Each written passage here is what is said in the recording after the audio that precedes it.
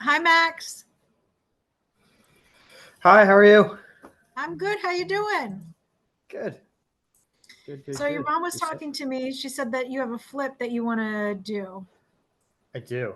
Um, it's not under contract, but it's kind of through someone that I've known over the last 5 years. It's Okay. in Worcester, but nothing's really set in stone. They got an offer for 330. I just overheard the Mm-hmm. conversation. I was like, that sounded really low to me. And kind of like caught my attention. Then I like went to the house at 11 p.m. She let me in last night, and I was like, I think it's honestly it's probably worth 330. I really ran the numbers. I could offer more, but I probably won't.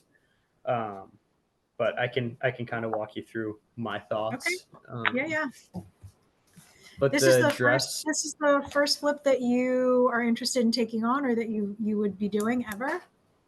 yeah, first flip Nice. ever. I've never even seen, I've always seen, buying and holding from mom, from Donna, but Yeah. I've never really experienced flipping. So I'm Okay. Why do really, you want to really flip and new to not hold this. this one? Single family house. It's just Mm, in Worcester. It just doesn't make sense. You yeah. buy the house for 330. You put 100 grand into it. You're into it for 450, 430, and you're only going to get 2,700, 3 grand in rent, and it's not going to Mm, make the 1% rule. It doesn't make sense at all. yeah. Um, All but right. I think there's Address. money to be made. Yeah, it's Okay. 99 Wilkins Street, W Spell I for me. L K WILKINSON.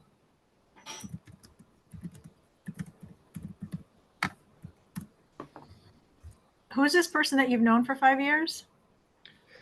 Sorry, 5 months. So I just met her. It's so I get appliances through. I don't know if you know the company, but Scalamos.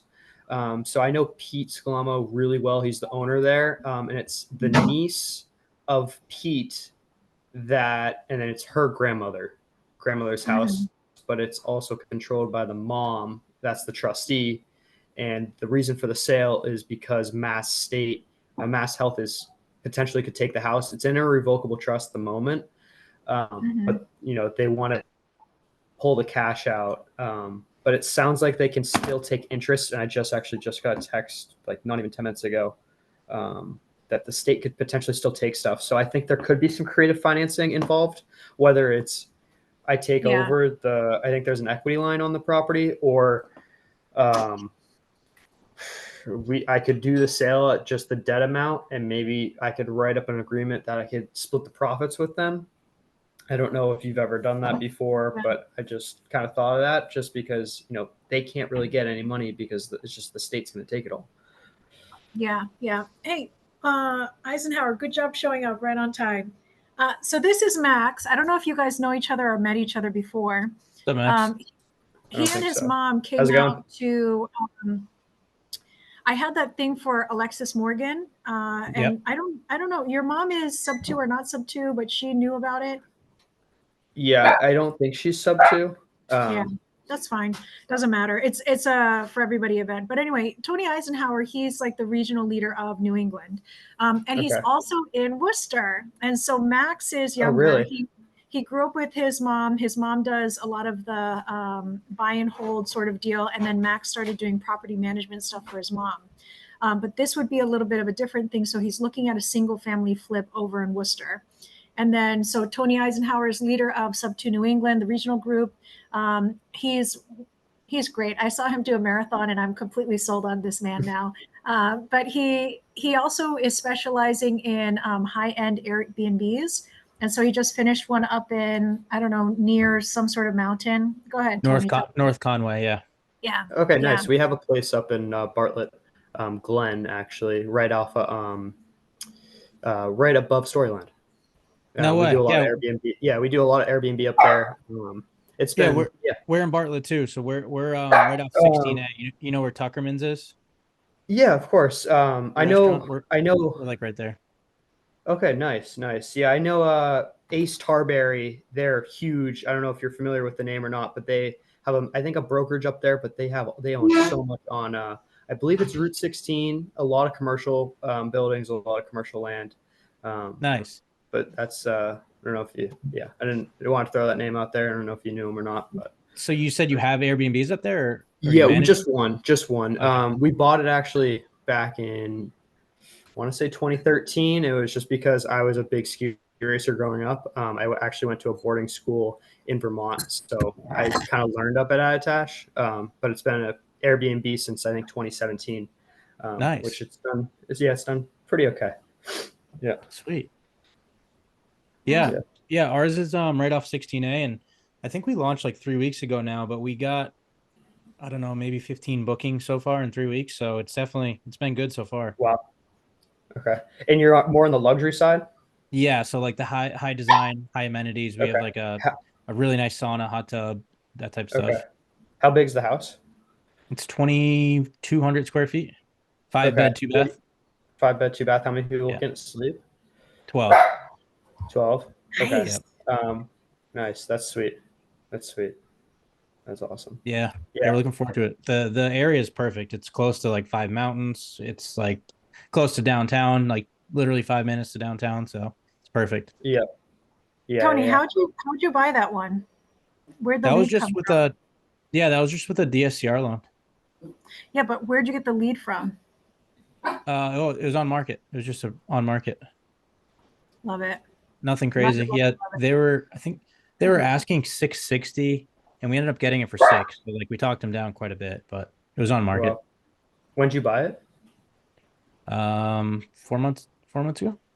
March. Wow. March. Fast. Fast. That's Yeah. sweet. Wow. All right, Max, do you want to show us what you got? Yes. Do you want me to Well, what do you want me this to show you? is it 99 Wilkinson Street over in Worcester? Yes. Yeah. 016006. So Tony, he's trying to look at this for doing a flip on this one. It doesn't make sense, I guess, for him to buy and hold. So that's why he's looking at it doing a flip. Okay. Did you already buy it? You said, or are you looking at it? No, under So contract.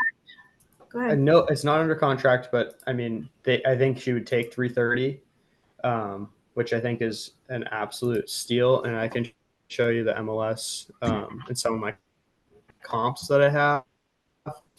I have I think the best comp like that I'm basing it off of. But it like there's a property that sold in the Burncoat area for 330 less square, and it was sold as a 2 bed 1 bath, and then not only 5 months later, now it's under contract. I don't know for the amount, but it was listed for 500,000, and they've basically renovated it and they turn it into a 3 bed 2 bath. And I think that's exactly my ARV is 500, 475 if I want to play it safe. Cool. Which I can show. So I give you permission to do a screen share, so you can just show your screen, whatever it is that you were Okay. looking at. Yeah. So I'll show you the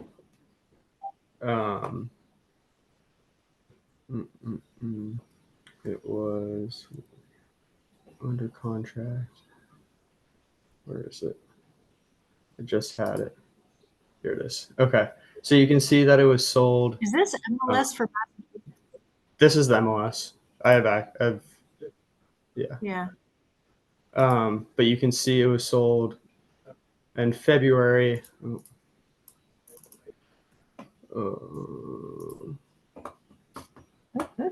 Look at all your tabs open. I know. No, you're fine.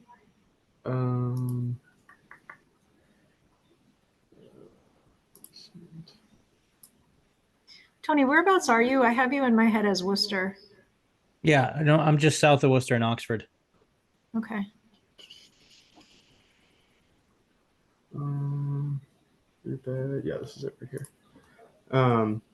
So I'll show you the before property history. So it sold back in February, and this is what it looked like for 330. It's cute. But it needed a lot. They kept the steam. They just did basic cosmetic.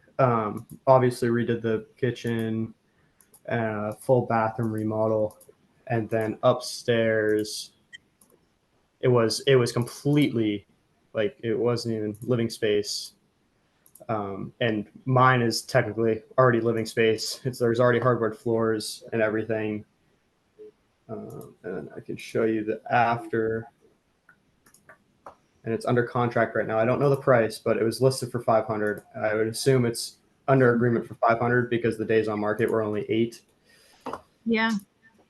So siding, gutter, a little bit of landscape. Windows look all new.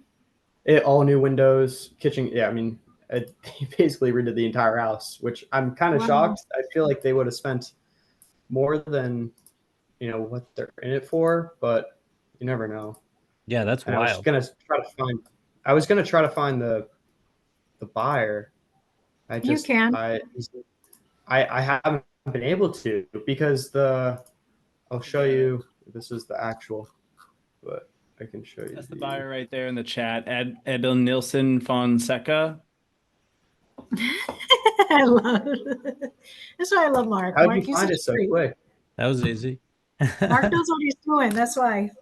Do you mind giving the property address of subject property? If not, I understand. But if so, I can help. I can try to send some comps or whatever. The subject property? Yeah, to me, how much? Yeah, because do you have photos of it or anything? Because to me, I have a video which I could. Yeah. Sorry. Yeah, that's helpful. No, I'm super conservative and I only wholesale, right? But if I'm looking at it could be 500, but play it safe at 475, I'd probably run 475.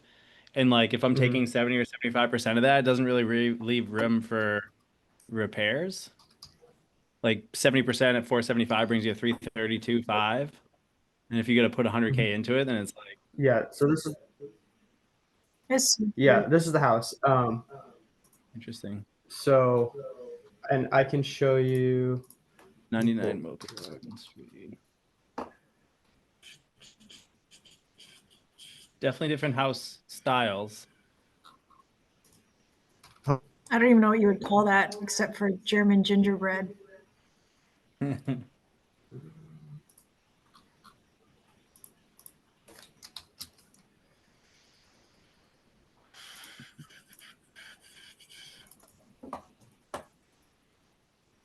right, hopefully the audio does not play. I don't think so. Inside. Oh, nice! Vaulted ceilings. So, yeah. Both hardwood floors here. I do turn the light on. Just take some time. I would say the downstairs is probably in pretty decent shape. I think it just needs paint. Not too terrible. Yeah. It's honestly in good condition. Obviously, new lighting, new light fixtures. I think I'm gonna have to do all new electrical. Why? You'll see in a second. And then here. So this is what I was thinking. So there's a bedroom here, and then there's a bedroom here. But I was thinking about creating this middle. This is technically called the fourth bedroom, but it's not. I didn't go in there, but it's tiny. It's probably, if I had to guess, it's like a 6x6 room. I was thinking about creating another small bathroom, so increase the value a little bit there. What's your bed bath count for this one? Sorry? What's your bed bath count for this one, the subject property? So subject property is on Zillow, it's 4-bed, 1 bath, but I think I'm going to create it into a 3-bed, 2 bath. Getting rid of bedrooms, why? The main reason is because the 4th bedroom is not a bedroom. This one right here. Yeah. But we go back down. Feels like Blair Witch Project right now. Going through dark houses, it was at 11 last night. Just letting you know, it was 11 o'clock last night. I got access to the house. I'm not going to say no. No, definitely not. I love it. So it seems like this is my favorite, like the neat and tidy grandma's house. Grandma got sick, had to pass away. It happens, but it's clean. It's not. What are you projecting for a rehab budget on this? So I'm mixed. Just because I've worked with different contractors on apartment remodels. I've never done a single family home, and I don't know if it's easier to work on them, which I believe it is, just because there are so many more rules. You know, when we're trying to renovate one apartment, sometimes it just blows over, and I mean, we just kind of got screwed on our last remodel in Worcester. But the Excel sheet here, I just want to show you the panel. Is that a cast pipe there? Yeah, cast pipe. It would all be new. Um, and then there were fuses on the other basement side. There's two different foundations because there was an addition. But boiler was brand new. That was like maybe 3 years old. That was plus. Roof was new. Roof looks good. I don't know if it was new. And then let me just show. Um,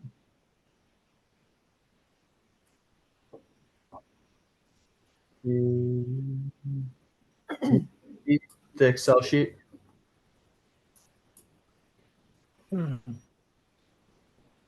So I could be way off.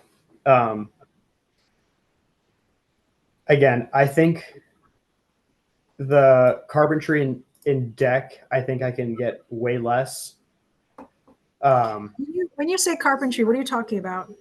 Yeah, I have a hard time with that just because I don't know if I want upstairs. There was horsehair plaster. I don't know if I want to gut it to the studs and just do new sheetrock, or if I can maybe skim it or do something to make it look a little bit nicer because it was wallpaper on horsehair plaster. But I think my plumbing is high. I really think it's high. And my electrical, I think, is really high as well. And I do have like a built-in 10% of Slush fund. extra. Yeah. Yeah. What I guess would the plumbing and the electrical consist of? Like when you say plumbing, it's removing all that cast iron and doing PVC throughout, like. Yeah, it's adding the bathroom. So I mean, right there, I think that's maybe $5,000. Probably, I think we keep the same vent stack going up. I know that's cast all the way through, and then probably new rough-ins for the other bathroom downstairs. But I do think it's high. And the electrical work, I think a lot of the wires were Romex. I just would like to get rid of the BX wire. There was no knob and tube that I saw, which was good. So I'll give you my plumber that I used on Andover. I love him big time. His name is Peter, long ass Greek name. But I'll give you, he's right in Worcester. Okay. All right. Yeah. Cool. Super affordable. He I would did my appreciate entire that. house for like $12,500, which was an insane price. Yeah. Yeah. Okay. I had guys come in for like 32,000. Peter's a chump. Pete. Oh yeah. You know him, right? Yeah, he didn't screw me, but he definitely, I almost strangled him a few times. What happened? He ghosted. So we were in the middle of a project and he ghosted me for like 3 weeks twice. He just like disappeared. I don't know what the hell happened. And he'd be like, "Oh, my girlfriend left me," and like, I don't know. It was weird. He didn't screw me, but it got close. Yeah, that can be frustrating. I think he was a little bit similar to me. He has like a normal job over in Boston as like a union worker. He would send me pictures of like when he was in Rhode Island. And then he used to take care of me on like nights and weekends. And it was true that to a certain extent, I was like, Peter, where the hell are you? Come do the goddamn house. Yeah. So I did have to ride him, but the price was pretty insanely cheap.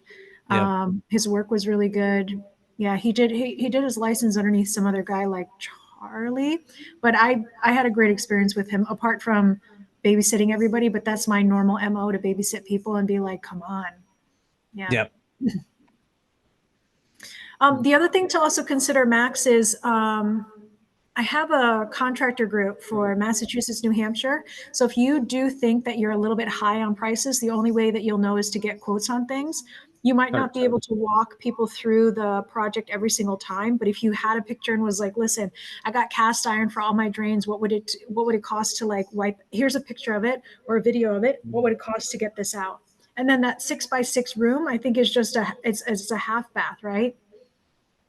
Yeah, half bath. I haven't really. That was kind of like like my thought in the last 3 hours to turn that into a bathroom. So I really would have to go back there and kind of take a deeper dive. I into like the idea of a bathroom, yes, but it's going to, if you're going for a 4-bed down to a 3-bed, I wouldn't make that choice because on the back end, when you sell the house, the valuation of the house is appraisers are looking at 4 beds better than they look at 3 beds. It's not so much square feet about a house. So I would Right. tell you, But I don't comp know. it against the 3-bed, comp it against the 4-bed. If there's a significant price difference, then I would tell you don't put it in the bathroom. Bathroom's going to cost you more money rehab wise, and on the back end, you're not going to get that money back if you're going down from 4 to 3. Right. What was But the there's no purchase closet price, in Max? that. 330. 330. Yeah. And you said ARV's 475 roughly to 500. Yeah, 475 to 500. Yeah, and I do think a lot of my pricing's high. I do run it conservative. So I mean, No, that's if I good. put it back So to you ran this conservatively, and what are you thinking it's going to shake out on the back end according to your I calculator? think 25,000. Like I don't know why that's so even. I think it's because of That's tight, man. Yeah, My personal rule. I mean, we do fix and flips full time. I don't do anything for less than 50 grand. Just because when stuff goes wrong, and it always does every time, like at least if you lose 25 grand, you're still 25 grand profit, if that makes sense. Whereas if you're only projected at 25 and stuff goes wrong, you're really tight there. Yeah, no doubt. 100%. I totally agree. Hopefully you can hear me. My AirPods. Yeah. Okay. Yeah, probably like 2 to 250 is a much more comfortable like price range for it. Maybe 275, right? But looking at probably like 75 to 100, depending on what you actually all get into. Well, right now, I think so. He technically overheard somebody offer this person 330, and essentially because I guess he has a relationship, he's like, "I'll give you 330 on it as long as everything shakes out okay." Yeah, exactly. Yeah. And I still think I really think it's what's causing a lot of like tightness in the deal is what I'm trying to do with the house. I think I can go a lot looser and make it a more affordable house and still make profit per se, if that makes sense. I mean, obviously the electrical and plumbing can get done. The deck needs to get done, no doubt. But I think just the way I want to try to make it, I feel like we're always a higher end remodel when we do apartments in Worcester, and that's why maybe that's where my pricing's coming from. yeah, I mean, just looking at the photos, obviously, I didn't dive into it, but just looking at it, I'd say it's $150,000 flip all day. Yeah. You know, if you're doing kitchen and bathrooms, and I guess if it doesn't need roof and siding and windows, you know, that's not bad, but it looks like $150,000 flip there, definitely. Okay. Also, one of my potential concerns is like it's a bit of a unique architectural style. Not that it's bad, but like you're not like when you're looking at these comps that are like cute little capes or that one that you first pull up, it's not that. Right. Maybe that doesn't play as much of a role into it, but No, I agree because the layout's definitely skewed by that, no doubt. No doubt. yeah. And if you think that it's 475 to 500, and again, I think Tony makes a lot of sense, right? He does this full time, and he would still want to be lower and a higher profit deal. You as somebody newer getting into it, trying to take a skinnier deal, I don't know if that's. Yeah. I wouldn't say that's a good move, but that's just Okay. how I get it. Yeah. Couple of things you can do to tighten it up on your side is I would definitely talk to the listing agent of that comp that you did pull. Keep in mind the comp that you did pull looks like they freaking did everything, right? Yeah. Everything looks new. They freaking painted outside concrete. Yeah, everything. And so that is inexpensive. I could even, or Mark posted in the comments, the person who actually bought it. The other thing that I would consider is call up that person and say, hey, I have a similar, I just saw that you finished this. I was looking at yours for a comp. I have another subject property. If it's not a good thing for you to take on yourself because it's just too much, then I would consider brokering the deal and just getting a wholesale fee.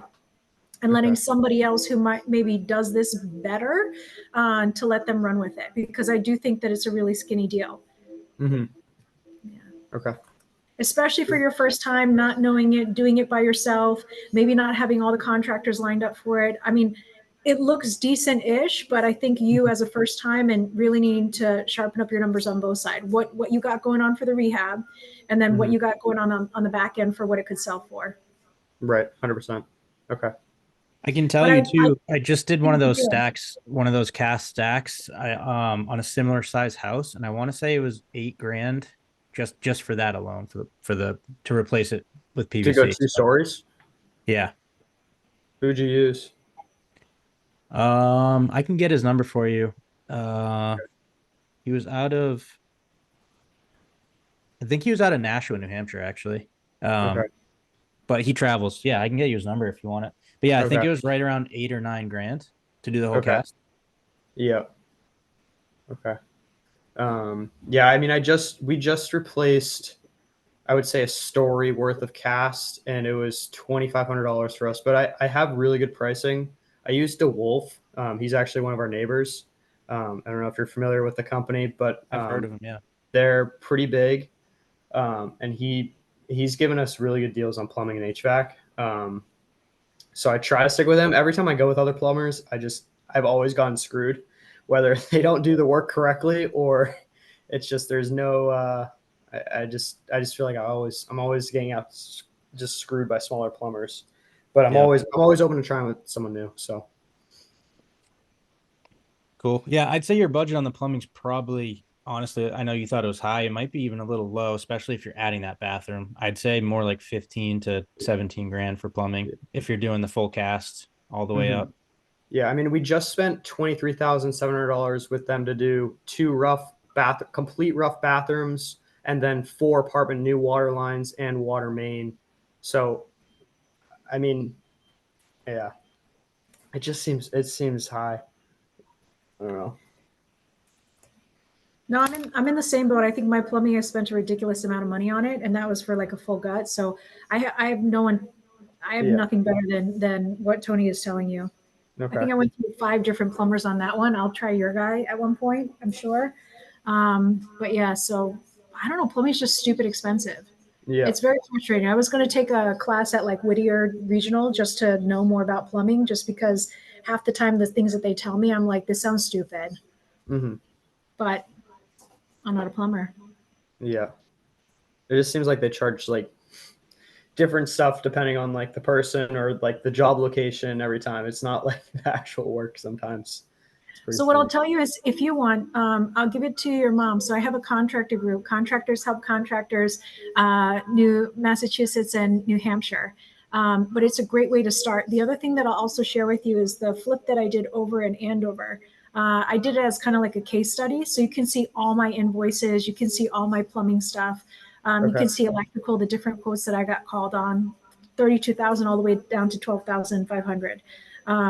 So everything I spent on it, you can kind of get an idea on that. And then obviously, if you want to take pictures and say, hey, I want to replace this, how much, literally tell me how much you would charge me to do this. And they'll start giving you numbers right off the bat. Again, it's a good way to kind of like dial in your pricing. Obviously, whoever it is that you move forward with, I would keep in mind like whoever is licensed and insured sort of deal, who has a good track record. Obviously, I had a decent enough experience with Peter, but for Tony wasn't happy because he doesn't show up and maybe he needs babysitting, and Tony is not one to babysit, you know? So everybody's experience is going to be a little bit different, and how you manage people is going to be up to you. But you have a little bit of a background, not a little bit, you got a lot of bit of background between property management. So I do think it's a little bit tighter. Maybe look at the person that Mark posted as the owner of the comp that you were looking at. Maybe reach out to them and say, listen, how did it go for you? Because it looked like they spent a pretty penny on that one. Yeah, I'm definitely gonna do that, and I appreciate appreciate you saying that, Mark. It's gonna be really helpful. I'm trying to find some phone numbers for him, but I'm not super successful at the moment. There's the agent though. Yeah, I'm gonna definitely give the agent a call. That was like kind of my first thought. How'd you pull the data of who owns it? Because it wasn't even on the Worcester record yet, because it was sold back in February, but I guess they haven't recorded it on the actual. I should have pulled the registry of deeds, but it didn't. Yeah.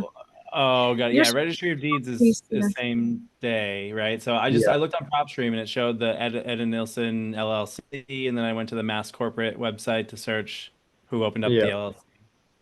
But when his address on that though is not bringing up wherever that is, he's not the owner of that property. So it's a little bit difficult. So I'm trying to chase down some other stuff. What was that property again? The address of the one we were looking at? It was.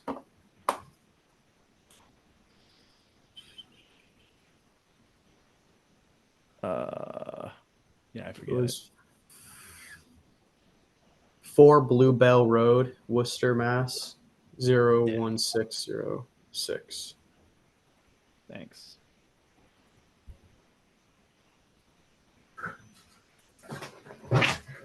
I guess they don't really have a linked property. Well, I guess the linked property is the property that they had on the LLC, but he's not the owner of that one. So it looks like he might just rent that out, or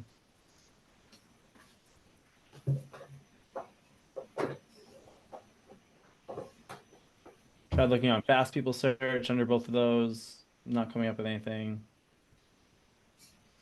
I'd probably just talk to the agent, Yeah. the listing agent, and just ask them, hey, how's the sales process going? Are you guys, and not as like I'm a bidder or whatever, but just, hey, how's the process going? I have this is what I do. I just tell people, I have a property that I'm interested in purchasing. I'm trying to figure out if I take it all the way to the finish line. If I did, I'm trying to figure out what was your sales process like? Was it easy? Was it difficult? How are the buyers' temperature? And are you over asked? Like, whereabouts are you, if you don't mind giving up that number? And for the most part, if they're under contract, they don't care to tell you where they're at. Yeah. And then from there, you can tell them, listen, if I don't take on this project, can you introduce me to your seller? I'd be happy to, I might be able to let them take this one on if I don't take it on, something like that. Okay. Yeah. Thank you.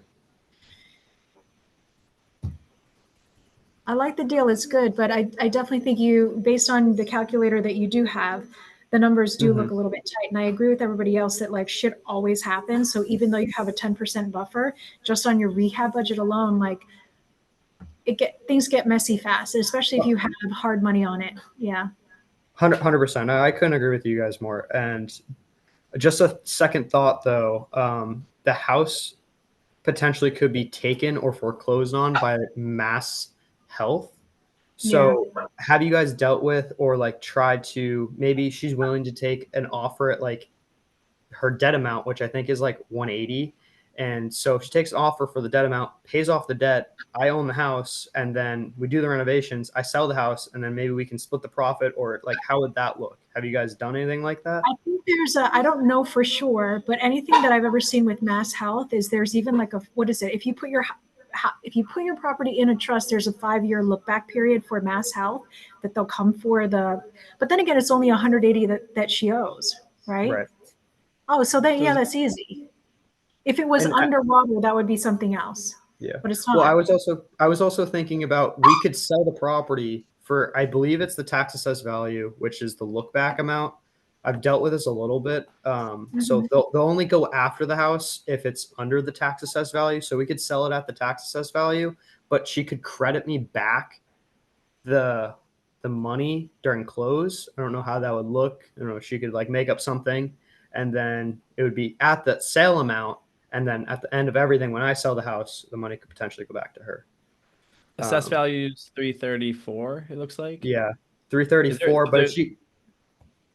But if she credits me 334, 180, so she needs to credit me 154,000.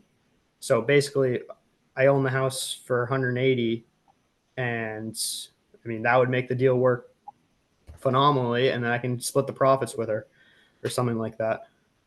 Because then she'll get the actual money. The state won't get it, and yeah, it's kind of a win-win. It's a lot of moving parts. For me as an acquisition guy, probably my move would be like, hey, you got a 330 offer, go for it. And when and if they don't close, have them come back to you and then get an offer at a price that actually makes sense to you. And then if she does not accept your offer at that time, then go creative. That's probably that's the path I'd probably follow. The thing is, with the 330 offer, she doesn't get any money. That's what I'm trying to say. Even if she accepts that, the money's going to the state either way. None of the equity is hers, because it's the grandmother's house that owns it, but in the trust, she has control over the house, right? So the grandmother is in a home. So she controls the trust. She's controlling the asset. So she won't ever get to touch the money because the state's just going to draw from that until it's zero. Then the state will kick in and pay for healthcare. If that makes sense. So there's the MassHealth lien and there's a mortgage. No lien. I'm sorry. It's just if the house doesn't get sold, eventually there will be a lien. So she's trying to get ahead of it now and trying to see. She was told, and I guess she just found out today that it was wrong. They can take interest in the house. I don't know exactly what that means because I just found out like 10 minutes before the meeting. So MassHealth can take interest in the house. I've seen lots of. So this is not probate yet. She's in a home. She's not paying anything for the home. She's going for it. MassHealth is then now creating a bill for her, a tab, and then when she passes away, MassHealth is going to put a lien on the property, and that lien needs to get paid before probate is cleared. Exactly. Okay. Yep. Does she know how much? I was just checking into probate now. Does she know how much her monthly? Does she know how much her monthly bill is for MassHealth currently? I don't know. I can only be guessing comparatively to my own grandmother. I assume it's in the $9,000 to $13,000 range. Huh.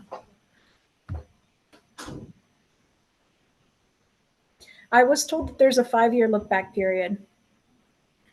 There is. So, and I'll give you a little bit of what I went through 2 years ago. I purchased a house for my grandmother for the tax assessed value because it was going to go to the state. And they cannot come after the house if it sells for the tax assessed value for that year. So that's kind of how I got around that and got equity in the deal. Okay. So that's why my thoughts are like, if we sell it for the tax assessed value, credit me back the money, or maybe, I don't know. I know it's a complicated. So I think you can do that, right? Like a seller, so they can sell and the seller can put a note on it and seller finance you like the 154 or whatever. I think I have heard something like that. Whether it would be within that same transaction or it would be something else that the seller did on the side. I think it's totally possible, that portion of it. So it's assessed at 334. She owes 180, or 180 is what was the 180 part? 180. There was an equity line of credit that was pulled on the house like 20 years ago, and I think it's 180. So she has 100. So it was actually used. Yeah. It wasn't just like enacted and they didn't pull from it. They pulled from it. They pulled from it. Yeah. Got it. Okay. Yeah.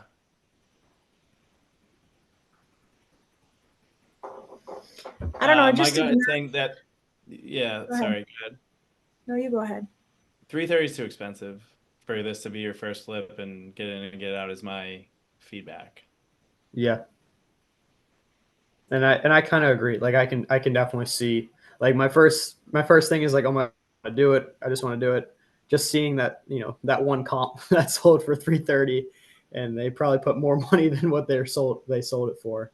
I just don't know. So he probably owns a contractor company, kind of is my guess. What did you have for hold time on that for that whole renovation?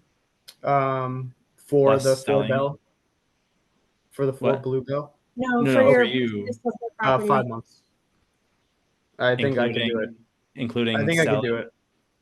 Yeah. I would look at 60 days. I would probably budget 60 days for the sale. Like between listing it, going under contract, getting an offer, inspections. If you had to go back on market for a little bit, I would probably bake in 60 days just for the sale. Okay. Like I'd probably tell you your homework is call the listing agent of the comp, share the videos of the property if you feel comfortable doing that, and just say, hey, listen, this is my grandma's house. We're trying to come up with a plan for it. Don't bite your nails. Don't do that. Not good for you. Anyway, call the listing agent and tell them, here's the property. What do you think it could do? What do you think it could do? You can tell her like near the street if you don't want to give the address of it because technically it's not under contract. But just ask them, like, if I was to sell it on market as is, just clean it up, would it be good enough? How much do you think I could get as is for it? Because that might be the other play. It might not be worth you putting in all that money to sell it on the back end if there's no ROI. But if there's a little bit of, if it's possible for you to take it to market for that grandma, because Lord knows that grandma's not going to want to do shit with it. But if you could do it kind of as like a wholesale, then maybe there's something there. Right. The other option is If- to sell it to to sell it to the listing agent seller who already did the rehab for that last comp. Maybe they want the deal. Maybe you can get a wholesale fee that way. Mm-hmm.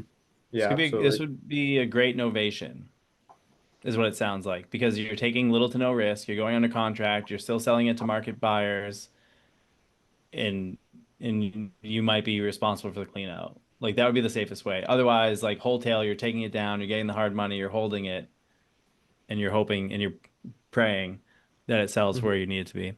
But I was just running this at like 475 ARV, buying at 330 with 100K renovations, 9-month hold. You're putting 25% down, 2 points and 9.75% interest. Take into consideration property taxes, some insurance, and utility costs. Like you're at a negative $22,000 profit. Yeah. Don't bite your cuticles. Yeah.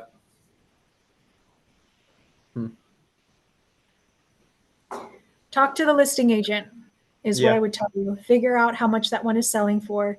Why did you pick that one to be the comp? I mean, I have a whole list, which I can show. Yeah, you can share your screen again if you want to. I'd probably be in this at like 250. Yeah. With all that with everything I just kind of outlined, but a 250 purchase price, that puts you like 62, just north of Tony's minimum of like 50. You're at like a 15% ROI based on cash input, right? That is like much more palatable for like first flip, have some wiggle room, you know? Right. Yeah. Here, let me show the other comps. Then there's something like 184 Burncoat, which is kind of like, ugh. You look at that, and that's sold for 435, 3-bed, 1-bath, 1,300 square feet, and it looks done up. It's not like it's, you know. Yeah. No, I agree. That, seeing that at 435, even though maybe it's not like the perfect flip that like a investor would do, like it doesn't have as nice of cabinets or whatever. Yeah, I don't even think it was a flip. But then there's what's the bed bath on that one? 3-bed, 1-bath, so it's a little smaller, right? But what? I don't think it was a flip. Maybe it was. Here, let me see the previous listing. But then you look at something like 48 King Philip Road, and it's confusing the other way. Yeah, this is the same condition. Yeah, no, I do agree. I think, and the pool in the back doesn't add anything, right? It's not. No, they didn't. No. No. It's more But of these a are all potentially 3 turns people away. beds. Yeah, these are all 3 beds, which I was, because again, the subject house is not a true 4-bed. Like I don't know why it's taxed as a 4-bed. There's no closet. The room is tiny. Yeah. Just no one's gonna walk in there and be like, okay, that's a bedroom. Yeah, I mean, it might not pass the sniff test for the appraiser, right? If he's gonna walk in there and see that there's no closet, like he's probably not gonna count it as a 4th bed. Yeah. But like 48 King Philip is renovated, right? They didn't really touch the outside too much. It looks like maybe a new roof. That sold 540, 3-bed, 2-bath, 1,500 square feet. Doesn't But like I have think to that's have a a bit of an closet. outlier. What? It's like a false rule. It doesn't have to have a closet. Really? It has to meet a minimum square footage and have a window. Oh, what's the minimum square foot? That I'd have to look up. But it's literally super small. Like, That's good to know. put your arms out and just don't touch each side kind of thing. No kidding. That's 6 foot. I'm 5'4", so that would work for me. Ashley for president. I'm in there. I'm right there with you. Well, people always think it has to have a closet, and you can get away with counting an extra bedroom. But if you can't put a mattress in there, is it a bedroom? If you can fit a twin bed and like a dresser, Nursery. you're good to go. It's the baby's room. Yeah, exactly. Sorry, I'm just like sitting doing other work at my computer listening. Don't say sorry. Happy to have you. No, it's okay. What do you guys got going on? I was talking to Tony earlier today. You guys are going to do a coaching thing, which I love. I told him how I love the fact that you're like a fitness model for his Airbnbs, but you're also the designer too. I love that your entire family like lines up and you're like, okay, did you have someone film you for that professional? I think you did. Film me for what? For the pictures that you had for the Airbnb. Oh, absolutely. Yeah. We had a really great photographer out of Vermont. He came and stayed at the house for 2 days. Cute. Yeah. He did Gorgeous. really good work. He was a referral from somebody else in a short-term rental community that we're part of. Mm. But Max, I also overheard that you have a place in town. So if you ever want to do like a little redesign, let me know. I'm trying to build my portfolio. Okay. Yeah, it's mostly my dad loves skiing, so I don't think he'll. It's more of like a family house. Like we have like all of our pictures up, but it's your baby pictures in the yeah, bathroom. it's all baby pictures and whatnot. All me just ski racing. It's pretty. No, that's cool. It's like a house. It's like a more homey vibe. I would take it more as a homey vibe. Yeah. No worries. Ashley, you did a beautiful job with that one. Beautiful. Thank you. Yeah. Thank you. Did Tony mention in Worcester for comping, you need to stay like within the same neighborhood? You can't just use all of Worcester? Okay, cool. Yeah, it definitely varies from like one side of so town to the other. You can see I basically circled Burncoat. Perfect. So Awesome. We've done 2 flips in Worcester. They've both gone really well. Oh, nice. Whereabouts? Area. What is that called? That road? That side of town. What's the main road? No, like, do you know where Target and Lowe's are over in Worcester? It's not like the best side of town, but there's a ton of small single family houses over there. Okay. And we've done 2 of them, 2 roads apart. We did Nice. Erie Ave and Humes Ave. Nice. Were they both off market deals? Nope, one was at auction. Tony was all hyped up on coffee, snow plowing, and called me and was like, I'm putting an offer in at the house. The sale ends in 30 minutes. I've got to buy this. Wow. And the other one was a sub-2 from a wholesaler within the community. Nice. That's awesome.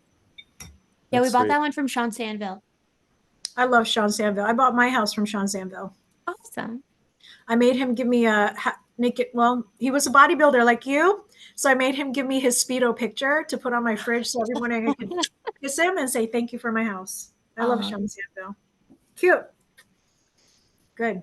Yeah. So, Share Max, more details of this project, Max. More details? Yeah.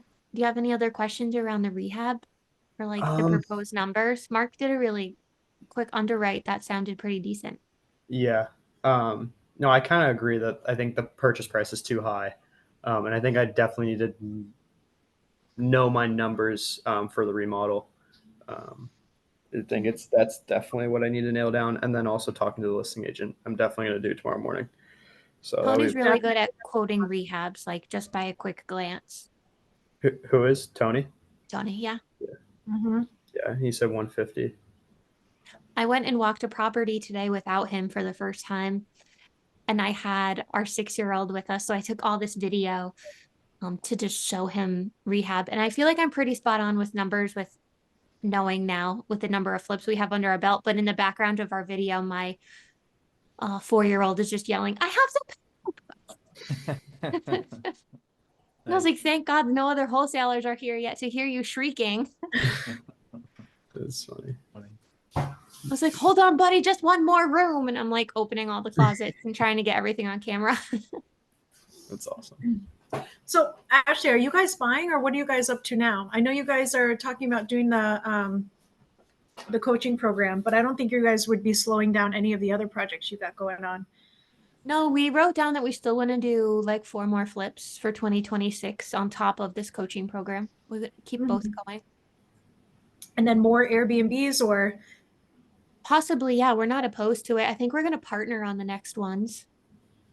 Just because we put all of our money into that one. So yeah, refigure out how we want to structure the next few.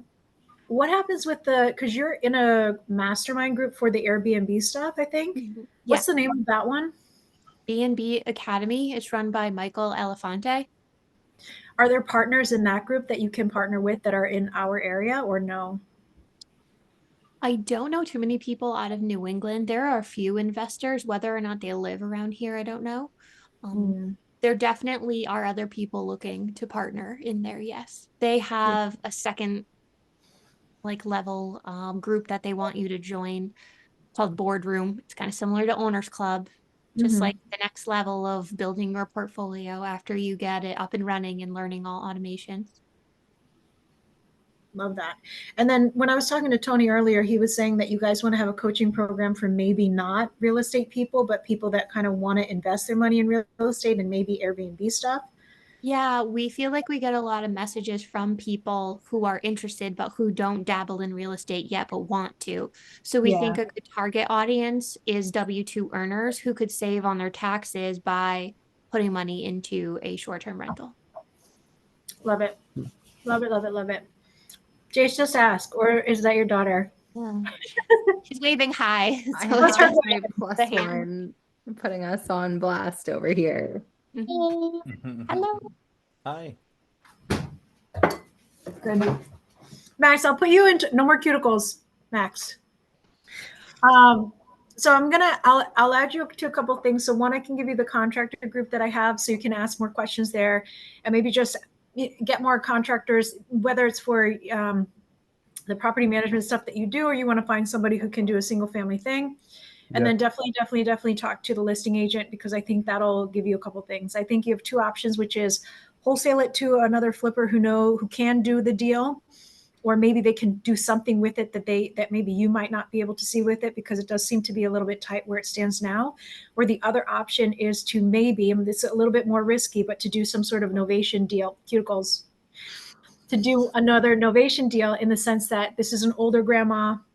They don't want to do the work. They want to get some sort of money out of it. I don't know. This kind of stuff weirds me out, because I understand that, like, if she's paying, if Medicare or wherever she is for her assisted living is like $10,000 a month, 10,000 for the next 5 years. 5 years times 12 is 60, times 10,000 a month is $600,000.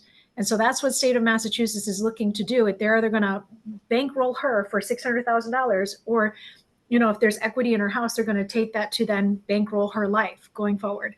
So it's kind of weird. I get torn up about it. I mean, if she's being taken care of, then she's being taken care of, and she doesn't really need money.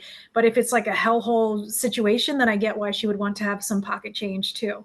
So I don't know what the ethics is on that, but. And there's a 2-year clawback on those funds. So even if she's not in assisted living right now, goes in 2 years, like, I would want to make sure that your documents, if you do any type of novation or like partnership agreement, are super tight, so they can't come after you in any capacity there. 100%. I think I heard 5 years. Is it 5? It's at least. Yeah. I think it is 5.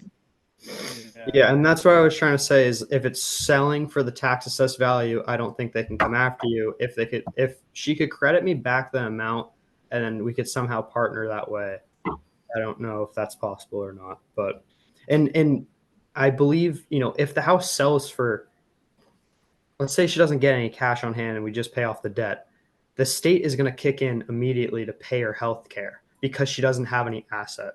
Right. And then the money is going to go to the mother, not the grandmother. And that's what I want. I don't want the state to get the money, because the state truly doesn't deserve the money, in my opinion.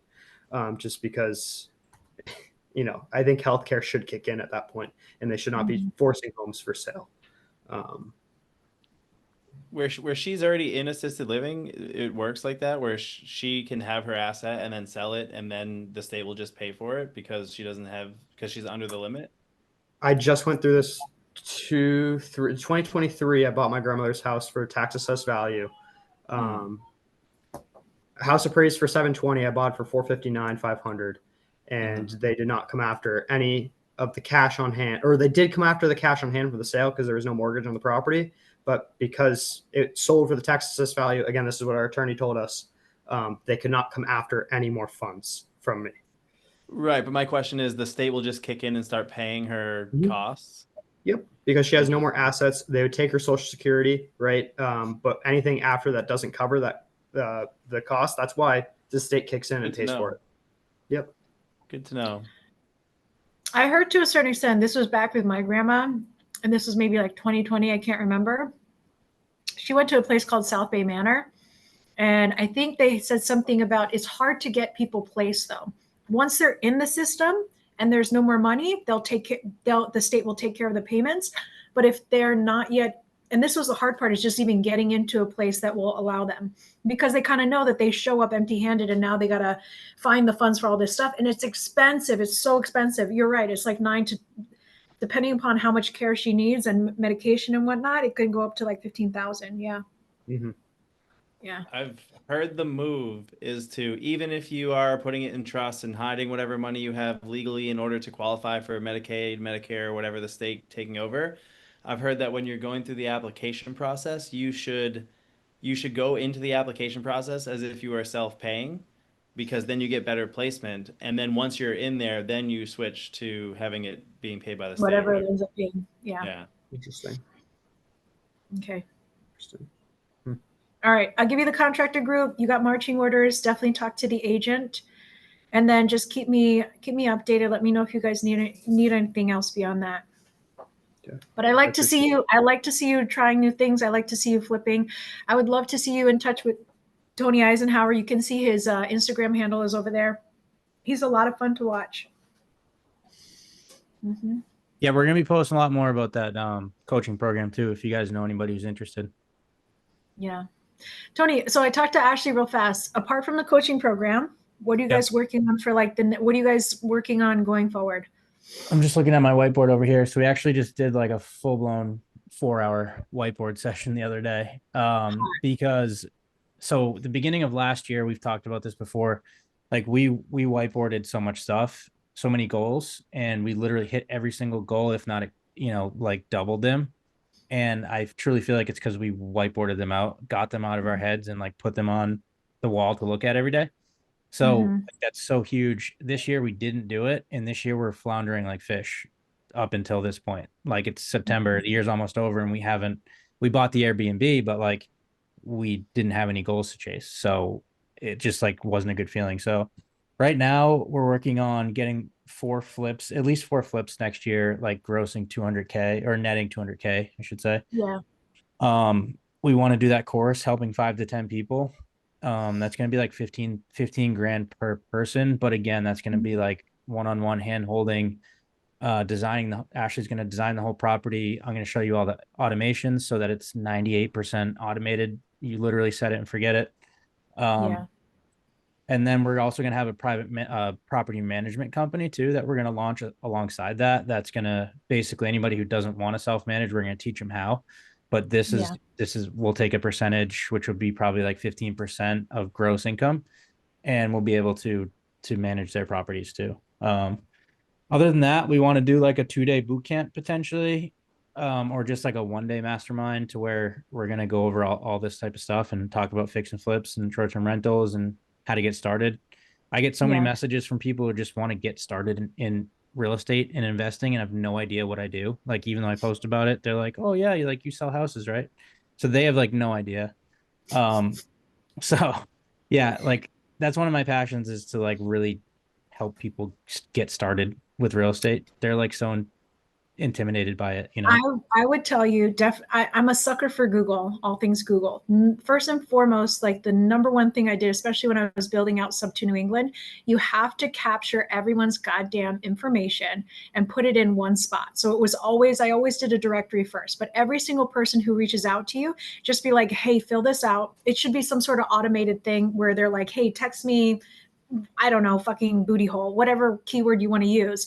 And then as soon as they send you that, have it be a link to where they capture the information and say, biatch, fill out. This was another thing.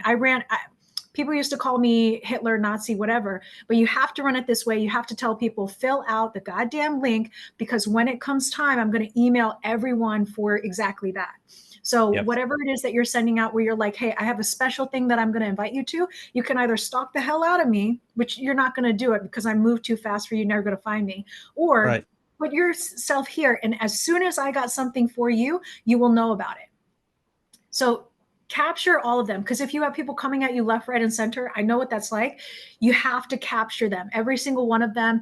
And people are watching so much stuff that you don't even know about. So keep talking about it because they're totally watching. Yep. Yeah. No, I like that advice. We'll have to connect to you. You'll have to help me with that. Get like a Google sheet set up or whatever you do. Yeah.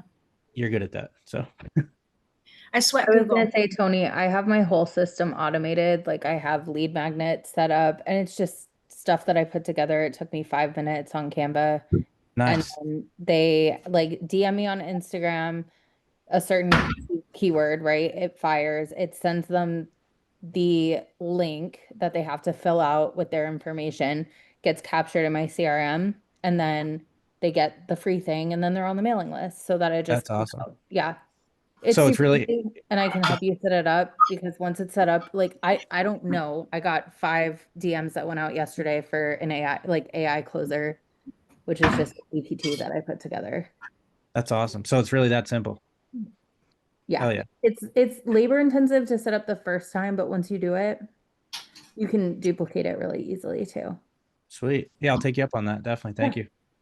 Yeah, I'll send you my calendar. I'll just put it in the chat for you. And Tony, there's do you know a guy named Joe Theorault? Mm-mm.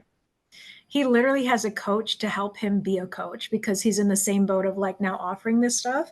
Yep. I wonder if you were to touch base with him, I can probably introduce you. If you touch base with him and just like maybe even just follow him on Instagram and just be within his atmosphere. If you could pick up things from him, if not learn directly from him as to, because he's in the same boat. Like he's part of Collective Genius and a bunch of other different things. And I think you and I were talking earlier today about like, once you get to a certain level, you start wanting to give back to people. So some people, this is how they do it is they're like, everything that I suffered with, I don't want you to suffer with. And so I'll tell you all the things. Yeah. Yeah. Yeah. I guess like the biggest thing I struggle with, to be completely honest, and the reason I wanted to keep it like 5 to 10 people at a time, I am so not like a marketing person. Like I hate getting blasted with emails, even from like Pace and stuff. It's like all these bullshit emails. It's like, I don't want to be that guy. Like I truly just want to help you. I don't want to like be in your face with a bunch of bullshit, if that makes sense. You know, like that's why I don't want to do like a weekly newsletter and like all this stuff. Like I get it, but nobody reads that shit. I don't anyway. I feel like no. People do read that shit. So here's Really? here's 5 replies a week to mine. Oh shit. People read that. So it's not that good. Like I'm like, that's so basic, but cool. I'm glad you loved it and it was helpful for you. But I agree, Suzanne. Like when you would be surprised the people that are up your ass looking at everything that you do. Okay, in the beginning, so everybody knows that I kiss Mark on the mouth now. That's how I'm gonna say this. This man, one of the reasons what I did is I started posting and other places, Ashley, other places too. Don't worry about it. But for here, this is all that matters. And there's children around. I saw them bouncing around. Back in the day when I was on you and Mark are kiss friends now? I didn't know this. Yeah, we are. Oh yeah. Right on. So nice. back in the day, when I started, so I started Sub2 New England Instagram too, right? The people that were watching our stories, I had no idea. That's pretty much the whole reason why I started being on Instagram is I was like, I wonder who's like up my ass and looking at stuff. I would get people. So I used to talk all the time in Sub2 Discord, blah, blah, blah, blah, blah. And then people would write me on the side and they would say something. And I was like, how do you know that? And then it's because I knew that I posted something that they read about. And I was like, I fucking had no idea that you were tracking or like paying attention or following along. They'd be like, oh yeah, you talked about it here. And I was like, you little bitch. And so I call them the lurkers. There are so many people who are constantly watching you that it's like playing double dutch. They want to jump into your jump rope thing, but they just don't know how. They just feel weird. They need to be invited, which is such a weird thing. Or they need to be yelled at where you're like, walk through the fucking door sort of deal. So I would tell you, keep talking about all the things that you're talking about. For me, my Instagram is just my big photo documentation of all the crazy shit that I do because I want my grandkids to look back and be like, grandma was cool shit. That's for me, right? But I also think it's important to document because I actually got a couple of deals from just documenting what I did on Instagram. So I always say document, document, document.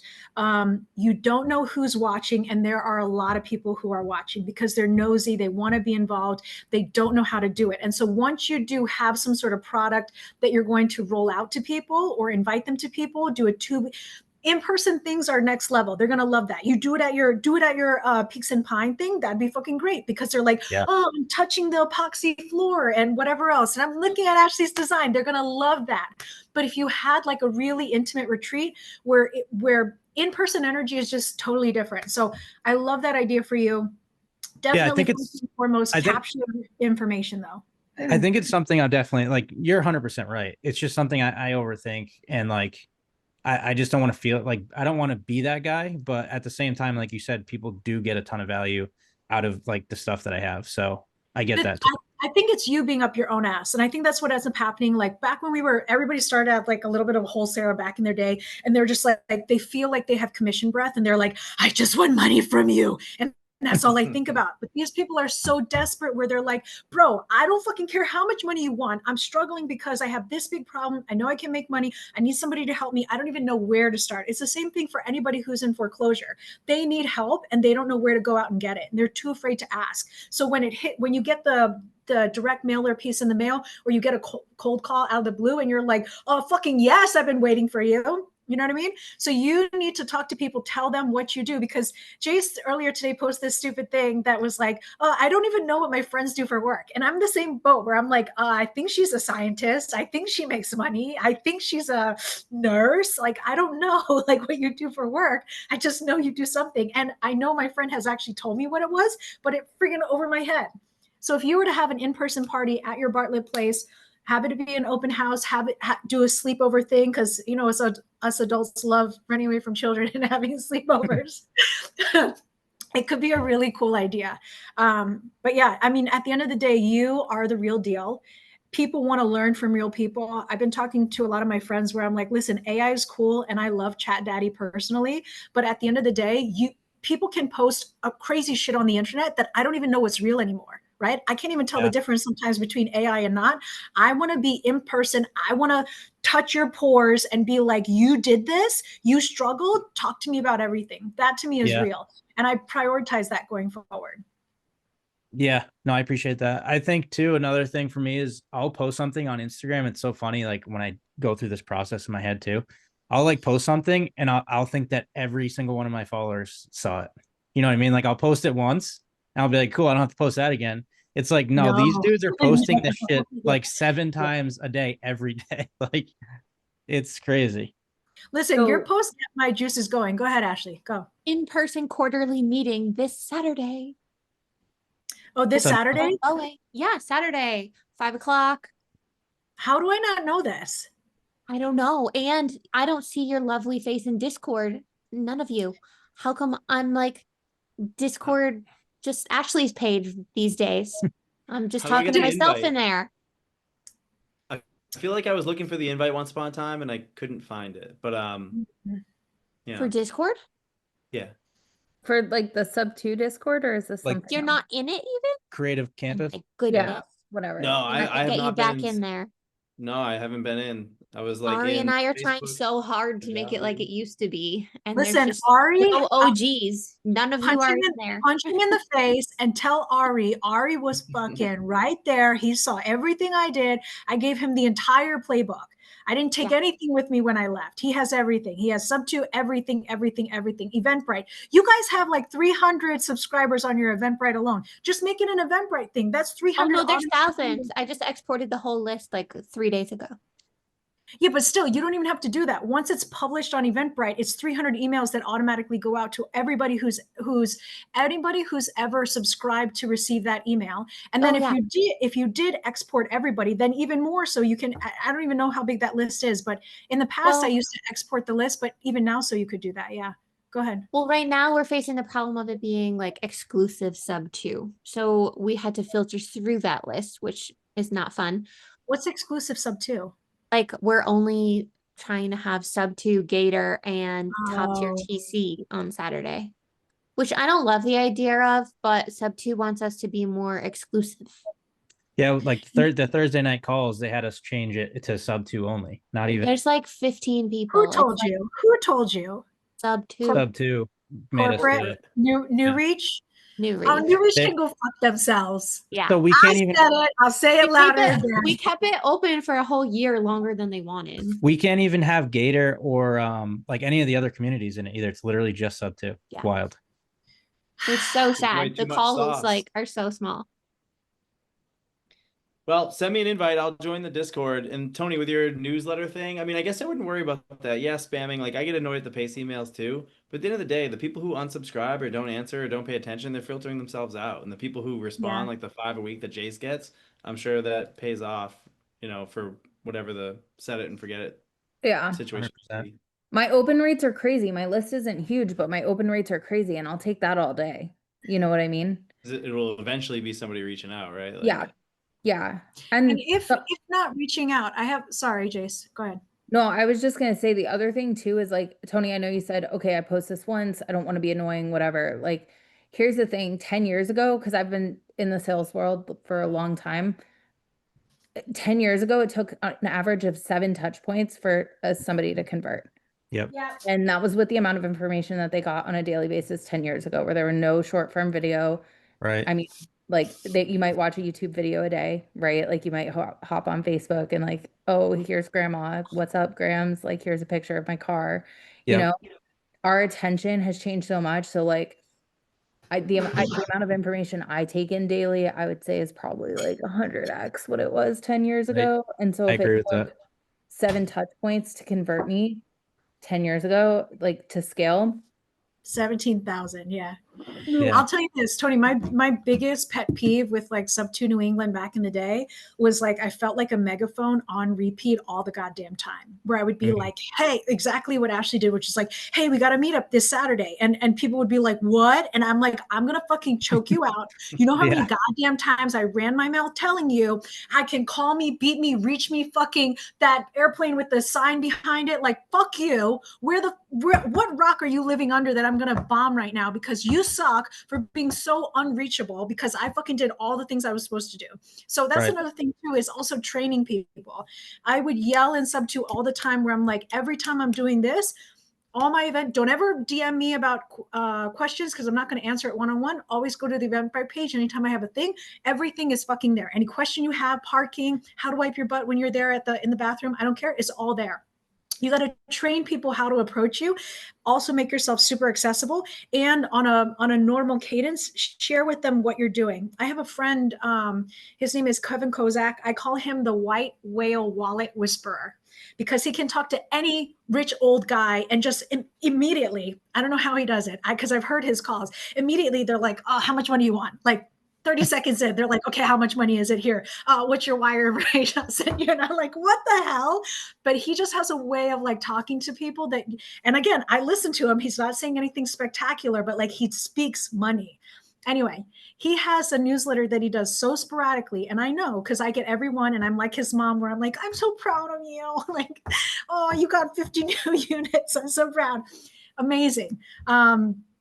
Kevin Kozak, he said he's been sending out that newsletter. There's a lot of people that are on that listserv. And when he makes a phone call to say like, hey, I have an opportunity, blah, blah, blah. When he makes a phone call, he said it's the easiest phone call to make, because they've been watching him the entire time. So even if you feel like you're being a douchebag, that's because you have your own head up your own ass, and you're looking in this really tight microscope of like, I don't like how I look. But the answer is, there are people that are desperate to find you that cannot find you when you are not being public and out loud with what you're doing. It's almost selfish for you to hide yourself like that. Yeah, that's so true too. I can relate to that just on a personal level. Like even my personal Instagram, before I started posting this business stuff, like people would say stuff to me when I ran into them, like, oh, I haven't seen you in like 3 years, but they'd know everything about me that I've done in the past 3 years from social. So it's like, yeah, like you said, people 1000% watch, take notes, whether they say they do or they don't. But yeah. Do you ever look at that, like your stories, like who's looking at your stories? Yeah. Oh yeah. All the time. What a creep. I know. It's the one reason why I think I do, which I think I do Instagram for, is just to be like, who's my number one fan? Right. Creepy. Me, I'm the number one fan. But anyway, yeah, I like it. Put yourself out there. Yeah, let me know. I know. So you're kind of building a community on, what was it? What's the thing? The Cool. guy, What? school. Oh yeah, on School. school. Yeah. Yeah. Have you started that, or that's just the direction that you want to head towards? No, we're gonna start this week. Start building out like the videos and stuff like that. But it's gonna be like the school community is basically just gonna be like the gathering point for everybody. It's not gonna be like a paid, monthly thing. It's just gonna be where Yeah. all my videos are and like all the resources are type thing. Yeah. At least I think that's how I want to go. It seems super easy on school. Like most of the masterminds communities that we're in is on school. So Nice. seems to work. The mastermind communities that you're in, like, what's the most expensive one? I mean, other than owners, I would say probably the Michael's, the B&B one. Wait, so you're an owners club too, and owners club is on school, or no? They're not on No. school. They do their own thing. No, that's the creative campus. Like that whole Discord thing is like all of the communities, owners club, sub two, and they've Yeah. like integrated everything into that. Good. Finally, about time. Yeah. Yeah. Message in there so they can join Discord. Oh, yeah. I'll put the Discord link in the chat for you too. Thank you. Thank you. Yep. Okay, cool. I like it. So, flip 4 houses next year, minimum profit 50,000, net 50,000 each. Do the course, 5 to 10 people that you want to help out over the course of the next year. Yep. Maybe in-person mastermind. Do it at your Peaks and Pine. Is it Peaks and Pine? I just have that in my head. Peak and Pine Retreat. Yeah. Peak and Pine Retreat. Okay, cool. And then there was one other thing I think you said. The boot camp, the flips, the course, and the property management company. Property management company. I love that one. Yeah. Good stuff. Yeah. All right, Jace. What'd she say? She said, "Oh yeah, just pile it on." Listen, I like what you said about having the whiteboard and no direction, because I've been there before, where every day my day gets away from me, and so that's kind of hard. Like, you guys have kids. There's a million things to do with kids and chase them around all the time, and so I like the idea of you guys having a direction in which the two of you are headed. You guys are both fabulous people. I mean, crazy, really. You ran a marathon and she did a fitness thing. But like, for you to do that, you guys can do anything.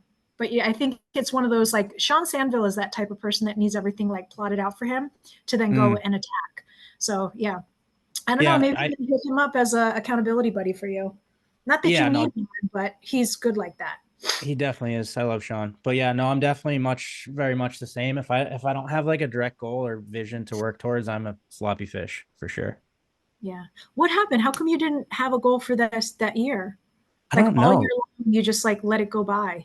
It was weird. It was like last year we literally crushed, like I said, all those goals, and it was almost like, not that we didn't need to, but it was almost just like, all right, cool, like let's chill for a minute, But it wasn't like that. Like, we should have had after we hit all those goals, we should have already had new goals lined up. Like, you should never have a break in those points, if that makes sense. I mean, I wouldn't say, I'm not one to speak in absolutes and say never, because I like the idea of celebrating wins, because I feel like in the entrepreneur world, everybody is just like, go, go, go, go, go. There is no rest.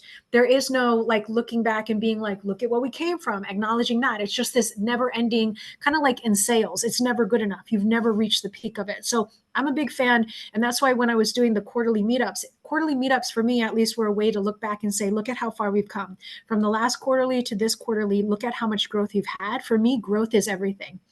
If you have not grown, then at that point you should feel like death on the inside, because you kind of, if you're not growing, you're dying, blah, blah, blah. But yeah, growth is what we're after over here. And I think it's important to, savor your kids, blah, blah, blah, blah, blah. But also, if you get to the point where you're itching and you're like, what am I doing? I want stuff. And how do I go get my stuff that I want? Yeah. I'd say like, it's not even about the money or like those type of goals either. It's more of like aligning yourself. Like, our main goal is to have passive income so we can spend as much time as we want with our kids, right? Like, when we actually break all of our goals down, that is the only thing that matters to us, is buying our time back, So like, when we write these goals and we have these visions, it's really about that, and that alone is like, we just want to be set up for life, if that makes sense. Not like we don't want to be billionaires, but we definitely want to be set up to where I'm not shoveling. Like I came from construction background, so I don't want to be shoveling holes when I'm 50 years old. Like, Yeah. My dad does and her dad does and grandparents and everything else. Like we've came from that type of family and we've seen it firsthand, and I don't want to be that person. So that's like the main vision. That's the goal. Yeah. Can I ask you, the year that you guys had that you like crushed it, what were your goals at that time that you were looking for? We had no passive income really to say at that point, and I think our goal was, I don't even know. Do you remember the goal was 5,000? Off the wall. I think it's still in the office. Honestly, I don't remember, but it was a certain passive income amount and then a certain amount of flips or a certain number on flips, and we literally doubled the flip number, and I think we Love it. doubled the passive income number too. Nice. On multifamily, we got to. Yeah, and it was to add one multifamily to the Mhm. portfolio, and we ended up adding 2 that last year. Beautiful. Beautiful. So I think Awesome. we're at like 10 units now. So Do you guys do anything with midterm rentals? It's just something that and even Max, I feel like, I don't know if you've touched anything midterm rentals. I know your mom has a lot of units that you manage, but any interest in midterm rentals, anything yet? We've thought about it. It just, for us, I think managing that, I don't know. We've just found it a lot easier renting to students. Just we have that niche with WPI, with Clark, with Tufts. We just been pretty lucky, and that's kind of where our niche is with students. We have a couple single family houses, but we mostly rent to UMass when it comes to like more high end luxury stuff. And it really, like, the difference per month is only like 200, I would say, and that's if you don't get vacancy. So for us, it just didn't make sense for me when I penciled the numbers. Okay, cool. I give you a guy. I'll send you a link to a group, and then there's a guy that I like. And so one deal that Mark and I were going to do, and this was the national deal I was talking to you about, Tony, earlier today. I think originally came back at like 2,200 was the DSCR rate. And we thought from a cash flow, long-term investment or long-term rental, it didn't really look like a lot of cash flow. And then we were talking to the midterm rental guys and they're like 3,600, utilities included and furnished at that point. And at that point I was like, 3,600, are you kidding me? But I also hear you, especially when it's a single family, you have 1 or 2 vacancies a month. And then what happens? Fucking nothing. Yeah, it's all gone. I also have another friend who was talking to me about doing midterm and short term together, to where he's like, do the midterm because whatever, that's my bread and butter and that's what I like. And then when you need to fill the gaps with short term. So I kind of like that idea that you can do it all. Go ahead. a lot of people do that in seasonal markets too, like especially in New Hampshire and stuff. They'll do short-term rental when it's packed, and then midterm or either long-term too in the winter, or vice versa. Mm-hmm. Yeah. I was just shocked with the prices that what they were getting. And I asked him, I was like, so what does it take to work with you? And he's like, essentially, you name your price and we can, put somebody in and we get paid a fee from the company that places you, or we could do some more like hands-on stuff. I'll screenshot it and I'll put it in there. So if you ever search for midterm, it'll bring up all the midterm stuff that you can find. That was for the 2-bedroom, 3,600 for the 2-bedroom. If we can punch up and make that a 3-bedroom, it'll be closer to 5,000. And that's in freaking Nashua. But he's like placing insurance claim families and or potentially maybe government contracts, but I'm not positive. Dylan, you're talking about Dylan and Keith? Yeah. Yeah. I was surprised. Tony, I got it. Tony, I gotta say, I'm looking at this Airbnb. Your Airbnb, it's really gorgeous. Thanks, man. Really gorgeous. Yeah. How much did you spend on the renovation on that one? Too much. It's like, so there was renovation, and then there was all the furniturizing. What do you say? Furnishing. And designing. Yeah, I think we're at like 250 just for the rehab and furnish. I mean, that sauna alone was 17 grand. I'm afraid Yeah. to add it all up. I still have more things to add up.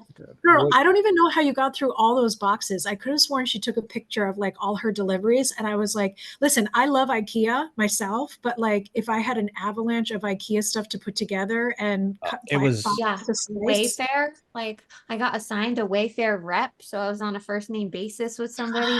Like, and they did packages. We It's wild. we literally set that whole house up ourselves too. Like lesson learned on that. That was gnarly. That's crazy. If you don't Yeah. mind me asking, how much do you charge a night? It has dynamic pricing, so it fluctuates anywhere from 250 all the way up to $1,700 a night, depending Yeah. on the time of year. So You're right. we get Okay. our first booking was 3 nights at $1,600 a night for New Year's. So That's awesome. That was exciting to That's get our sweet. maximum like pricing as our first Yeah, booking. yeah. First one. Yeah. I that's wish amazing.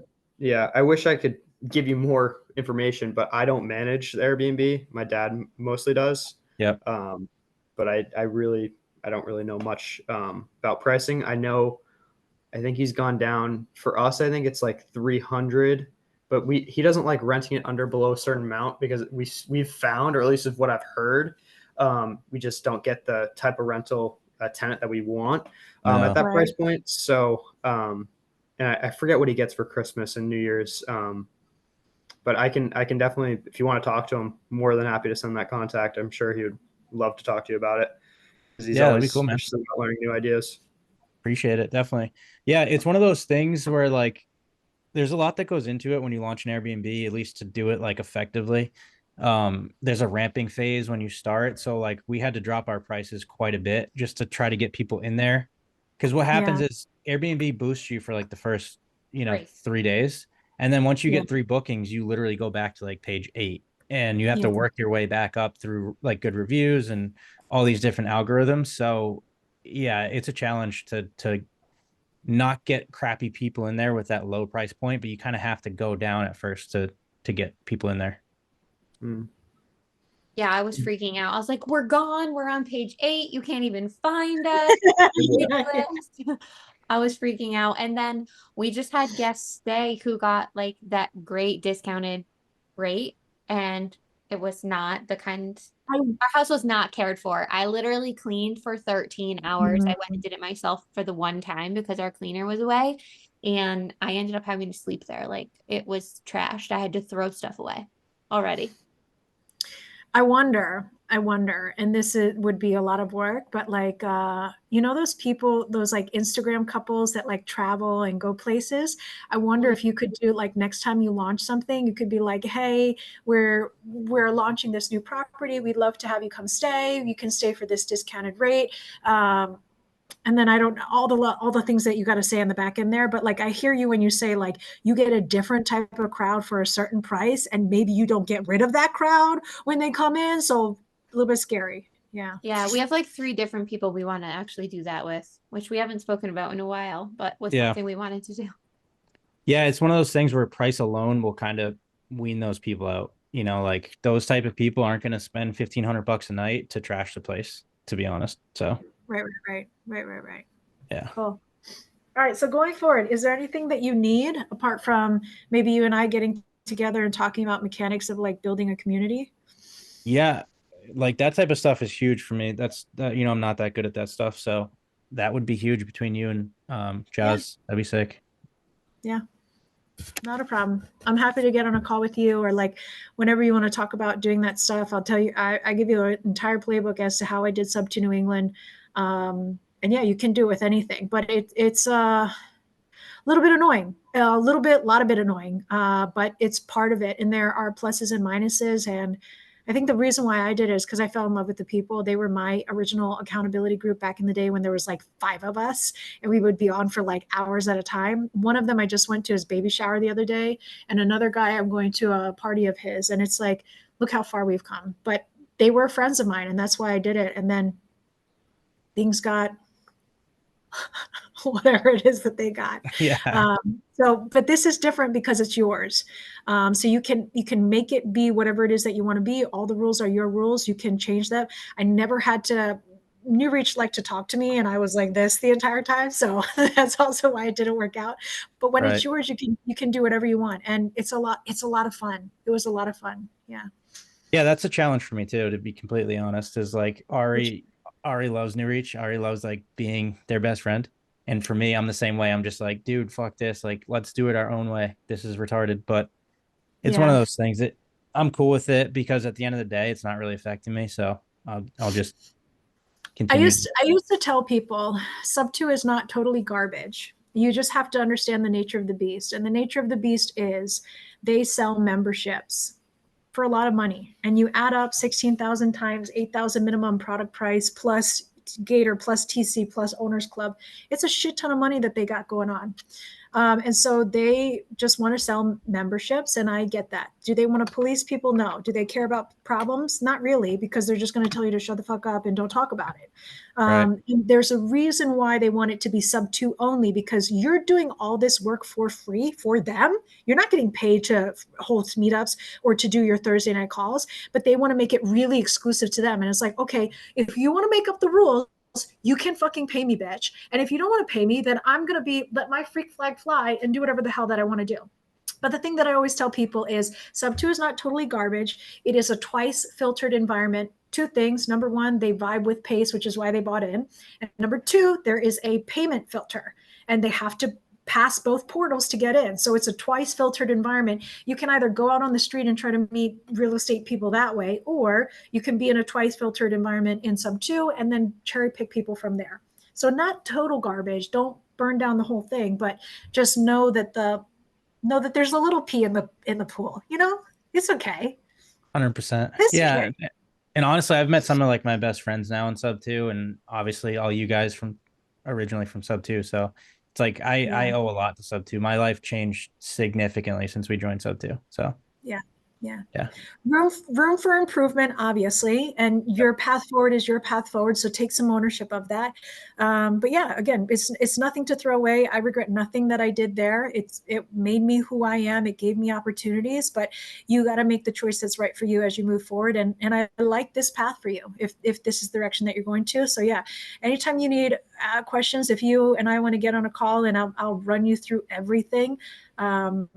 Yeah, I left everything to the entire group, so it's all there, but I can walk you through that. I'll tell you why I did what I did, what was good, what was bad. I had like a whole fucking protocol on like all these things. It's all in the drive. Sweet. Yeah. Appreciate it. All right. Jace. What's up, mama? Hi. What'd you do this past week? Finally booked my flights to Miami. So hey! What, for the cruise? You're better than me. I didn't. What's that? You're better than me. I didn't. I am. Sorry, Mark. Like, you're gonna have to share Suzanne slightly for a few hours. No, let's go. You're like one more person I know there. So even though like we've never met, I know you more than those people. So yeah. So Tony, just to explain, I have a girlfriend. Her name is Pam Barty, and I'm obsessed with her. And so Pam. Do you? I met her at a Worcester meetup one time. Shut up. Yeah, she's awesome. Pam Barty. Anyway, I sweat this woman. I met her because she's my coach, coaches her, and was coaching me at the same time. And she was like, the two of you fucking idiots get together. And so we did. And she's great. She's out of Boston. But anyway, so she actually, if you want to come to the Bahamas, is that where we're going? The Bahamas? Yes. I just know we're getting on a boat. Where the boat goes, no idea. Anyway, she wants to go on a cruise. And so and we were like, okay. And so if you want to go on a cruise, just talk to Pam. So that's all we're doing. It's just a bunch of real estate people getting together on a cruise. I have some activities planned. It's kind of some of the activities I used to do back in the day for sub 2. Team bonding, team building, nothing gay, slightly gay, but gay in a good way. You're going to love it. We're going to be super fused together, and it's going to be lovely. But so that's what we're doing. And then Jace met her because she was speaking at that Invest Her Con. HER for females. Anyway, so Pam was speaking at that, and I was like, oh my God, the two of you are in the same room. And so that's how she got to know her. So yeah, that's Pam. Yeah. Nice. In case you want to go 24th to the 27th. She's doing a ton with ADUs right now, right? Mm-hmm. Yeah. And she has a super cool development project that she's doing. It's like, it's renewable, it's sustainable, and it's like a vibe energetically, for lack of a better word. So Oh no, it's she's super serious. She bought cool. like a $50,000 machine from Lord only knows where. I think like Arkansas or something. And anyway, it's a whole. Yeah. We'll get there. We'll get there. I'm into the woo woo a little bit, but yeah, and her like heart of like I don't even know what it's called, but she's like, what's the EMP? What's the pulse or something? Anyway, She's she'll probably tell gonna you. create like a portal there. Like, you know how like what is it? Scottsdale is like a Yeah. portal. Yep. Yeah, she's probably just gonna, I don't know, Pammy maybe I'll B. save the world. All right, so good. I haven't done that. I said when October hits, which is tomorrow or the next day, tomorrow, then I I'll mean, work on, yeah. I still haven't booked my, like, I'm doing the cruise thing tonight. That's on my list for tonight. Actually, I was like, I have to talk to Suzanne and tell her that I'm coming, because then I have the accountability to go book Good, and do that piece. good. Yes. Let's see what else. Yeah, I have been, man, I've just been on fucking fire and I love it. Like, I can create a lot in a small period of time, and it's usually between, unfortunately, my bedtime, which is like 9 o'clock, and 11:30, which is how late I stayed up last night creating the launch GPT. But like, I'm having so much fun. I put together like a creative finance GPT that I put out to like my inner circle, just of people that I love. And I'm like, hey, give me feedback on this. If you guys want the link, I'll give it to you. But I mean, it's nothing you guys don't know. What do you call it? Creative Finance GPT? Like I a forget bot, what I right? called it. Are you But making bots on chat? On chat? Is that what it is? like, it's just a custom GPT. So like, if you, and it's trained, honestly, Tony, I did it because I get a lot of like Same TC questions. inquiries from people who have never seen a deal in their life, like never mind are under contract or anything like that. And they're like, can you help me get this under contract? And I'm like, I don't want to, but the GPT, you know what I mean? It can Yep. answer the rudimentary, like, Yeah. I host a Zoom one day a week outside of the communities. You can come to that, or boom, bingo, bingo. Like, you want to ask it at 2 a.m. Here you go, you know? So That's it'll cool. get released to my email list. So back in the day when Sub 2 was a baby, somebody taught me about like I can Google that for you. So there's a website that's like I can Google that for you, and then you type in your question. And so instead of answering the question, you send them the link, and it shows you how to type it into Google, and then what Google will respond. But anyway, that's how we used to do it back in the day. Is like, I will Google that for you, and then just enter their question there. Yeah, you would be surprised the things that people ask you straight out the gate and don't bother to think for themselves about. Yeah. Yeah. And so that was my goal in that. I have like a client who I kind of stepped into an operations role accidentally for. He's one of my very dear friends, and he just didn't know how to use his CRM, didn't know how to use like Go High Level, Mm. didn't know how to, and I was like, I can do that in my sleep with my hands tied behind my back. So like, I will just go do that for you. Like, every day we get on Zoom and he goes to share his screen and build it. And I'm like, I'm going to share my screen Mm. actually. But like, it takes a lot of pressure off to get to co-create with somebody, and I'm not fully responsible for the product. And then I can just Right. go in and do the implementation and kind of like delegate the rest of it. So it's been really, really fun for me. It's been a nice change from some of the shit show files that I had last month. Like, right now, I have a mobile home park that's supposed to close in 10 days. And the guy's SBA, the buyer's SBA loan officer died. And I was like, surely that's like cause for an extension. But he's Surely, like, surely.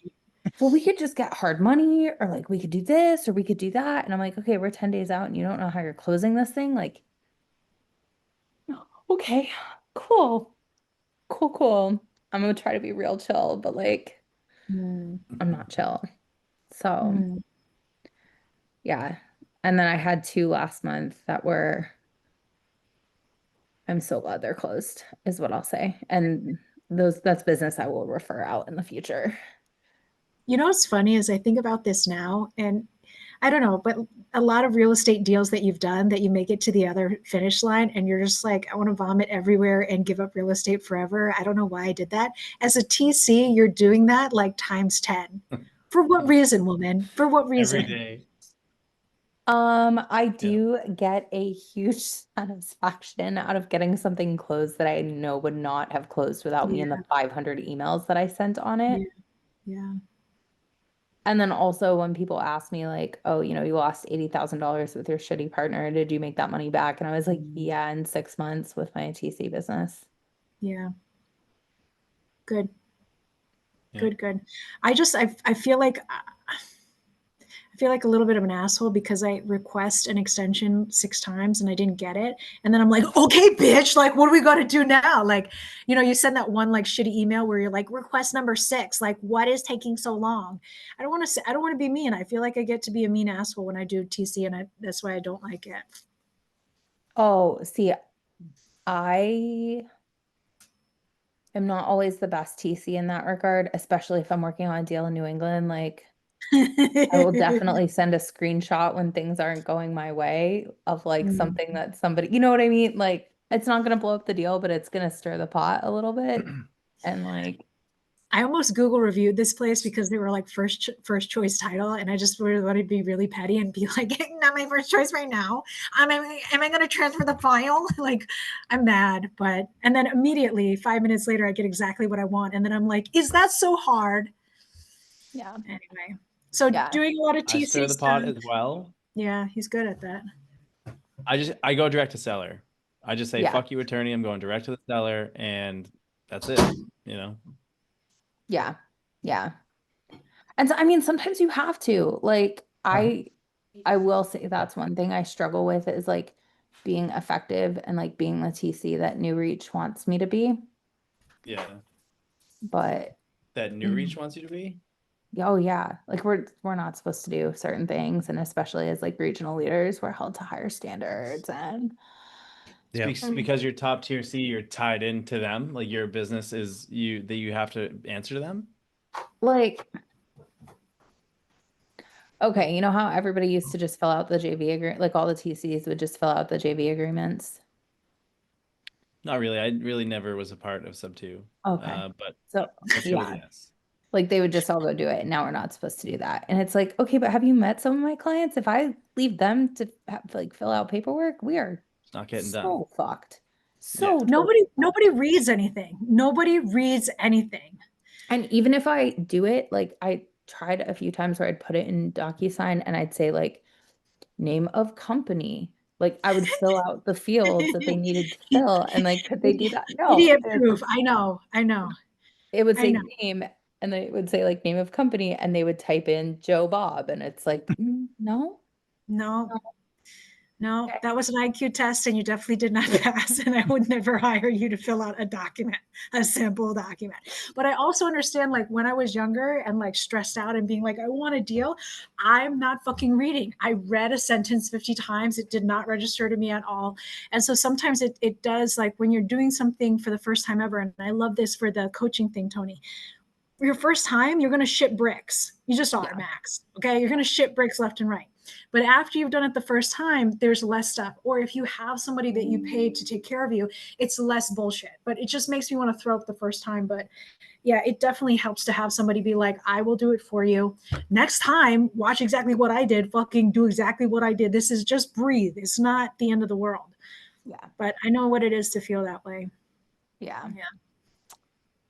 And I mean, don't get me wrong, I still throw up regularly before I send wires sometimes. Like 3 years in, that does not get better. There's got to be a better way, honestly, to send wires. I just hate the fact that it's like, you understand that if your money is gone, this is like fucking Bitcoin and you'll never get it back. And you're like, I'm never going to say yes to that.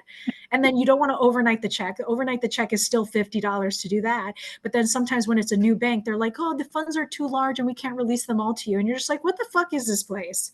America? What are we doing here? No, there's got to be a better way. No, I mean, I'm just like, I'm so thrilled to have an acquisition down in 2025. Are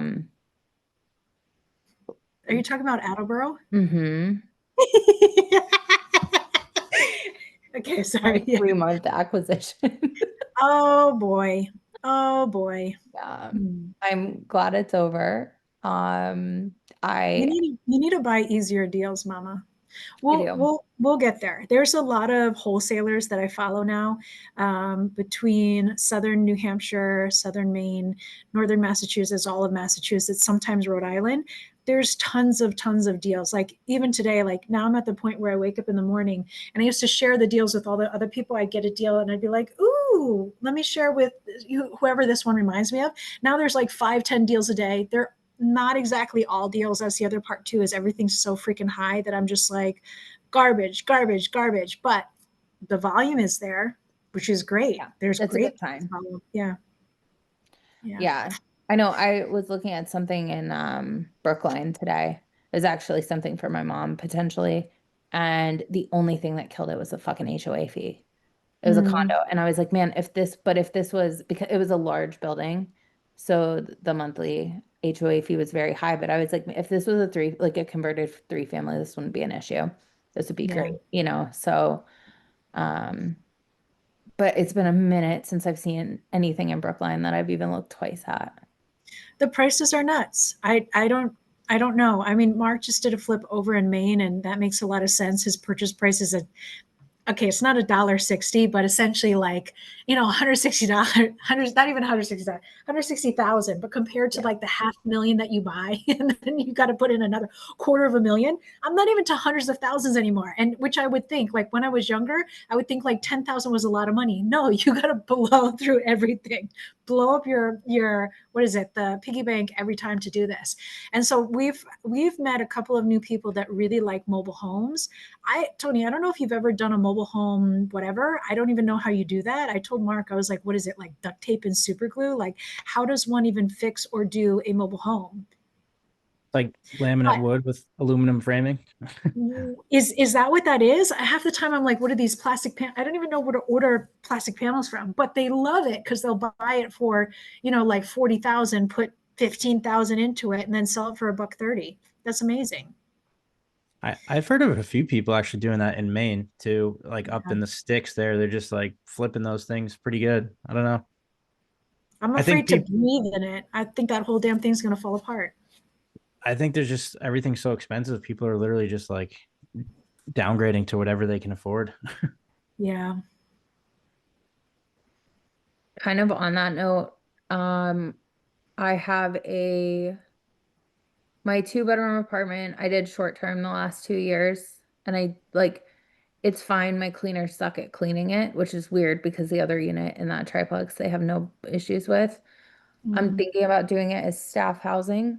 Actually, it just had the restaurant DM me back a minute ago. But I also don't want like 5 fucking people living in this apartment, in a 2-bedroom apartment. Where is it? You just on Nantucket. I don't know what to do about that other than know that it's a triplex, and like one of my residents is super fucking nosy and will tell me, but like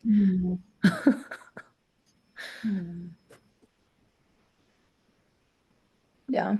Have any of you guys ever done anything like staff or workforce housing or anything like that? No.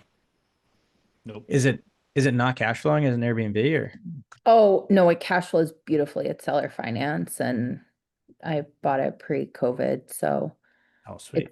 it's a cool property. Like I have 2 long-term and 2 short-term units technically on the property. But it's really just like Tony, the cleaners didn't it's so hard to find cleaners that will do that small of a space because they can do a 5-bedroom, 18-bathroom house and make $1 billion. Yeah. And so the one that I have, like, I just felt like was missing a lot of things. My standard of cleanliness is super fucking high, and it's also a basement apartment. So when people stay for a week, there are spiders that will come out, like even with regular pest control, I'm still having that issue. And then my reviews were low because at the end of the day, it's a basement apartment. You paid $500 a night, and you're comparing it to the White Elephant, which is $1,200 a night. It's just like, it's a hard. Yeah. And people are pissed that they spent $300 on a shirt. Yeah. Have you tried a bunch of different cleaners, or has it just been like, I've tried a couple, but like even finding somebody to come out and quote it has been really difficult. And then never mind getting them to actually show up. And that's obviously my biggest concern is like, I'm not there. yep, I don't spend, I go for about 10 to 15 days every summer, but like I cannot spend my entire summer there. I guess I could, but I'd have to live in that unit. So that would solve all my problems. yeah. Have you tried Turno, the app? I haven't. No. So that's a pretty good app, and like if they're not good, they get like recycled out pretty quick. So Okay. you could try that. Turno, they just take like a little fee of the cleaning, whatever it is. And basically like you put in your property what it is, and you'll get a bunch of bids like who like basically want to do the cleaning. So Okay. it's No, pretty that's Yeah, straightforward. I used that a long time ago. I was trying to find a cleaner for a Taunton house that I did, and I think my agent recommended Turno, and I think Thumbtack, and I still get shit from that. But they bid you out too. They'll tell you like, you take pictures, you tell them what you want, and they'll bid out the work. Where they're like, I'll come tomorrow, it'll be 250. I'll do it this, and it'll be 180. Things like that. Yeah. Nantucket is definitely a different market. I'm curious. Like it's hard. Like even up here, I don't know what I was doing, but I was doing something that it was a little bit isolated, and I was like, I don't even think I can take on the project because fucking just getting somebody out here is going to be a nightmare. And I hear you when you say like it's freaking Nantucket, 5 bedrooms is like gajillion dollars. I get it. yeah. Yeah. And I mean, those rentals are going for like $30,000 a week, some of them. So I can't compete. Well, you can compete because if they don't stay at your place, they got to go back on the ferry every night, and good luck with that. Yeah. So it definitely there. I'm sure it serves a niche. Yeah. Yeah.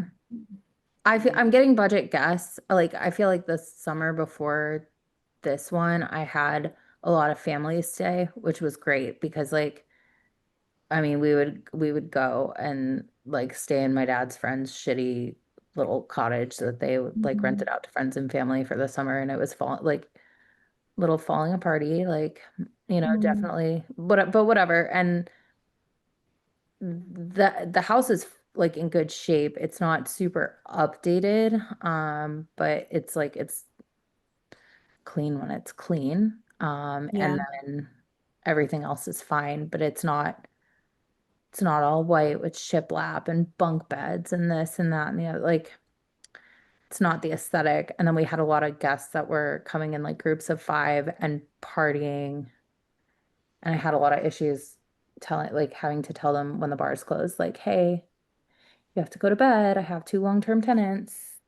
Yeah. Yeah, it sucks. Mm. It sucks. Yeah.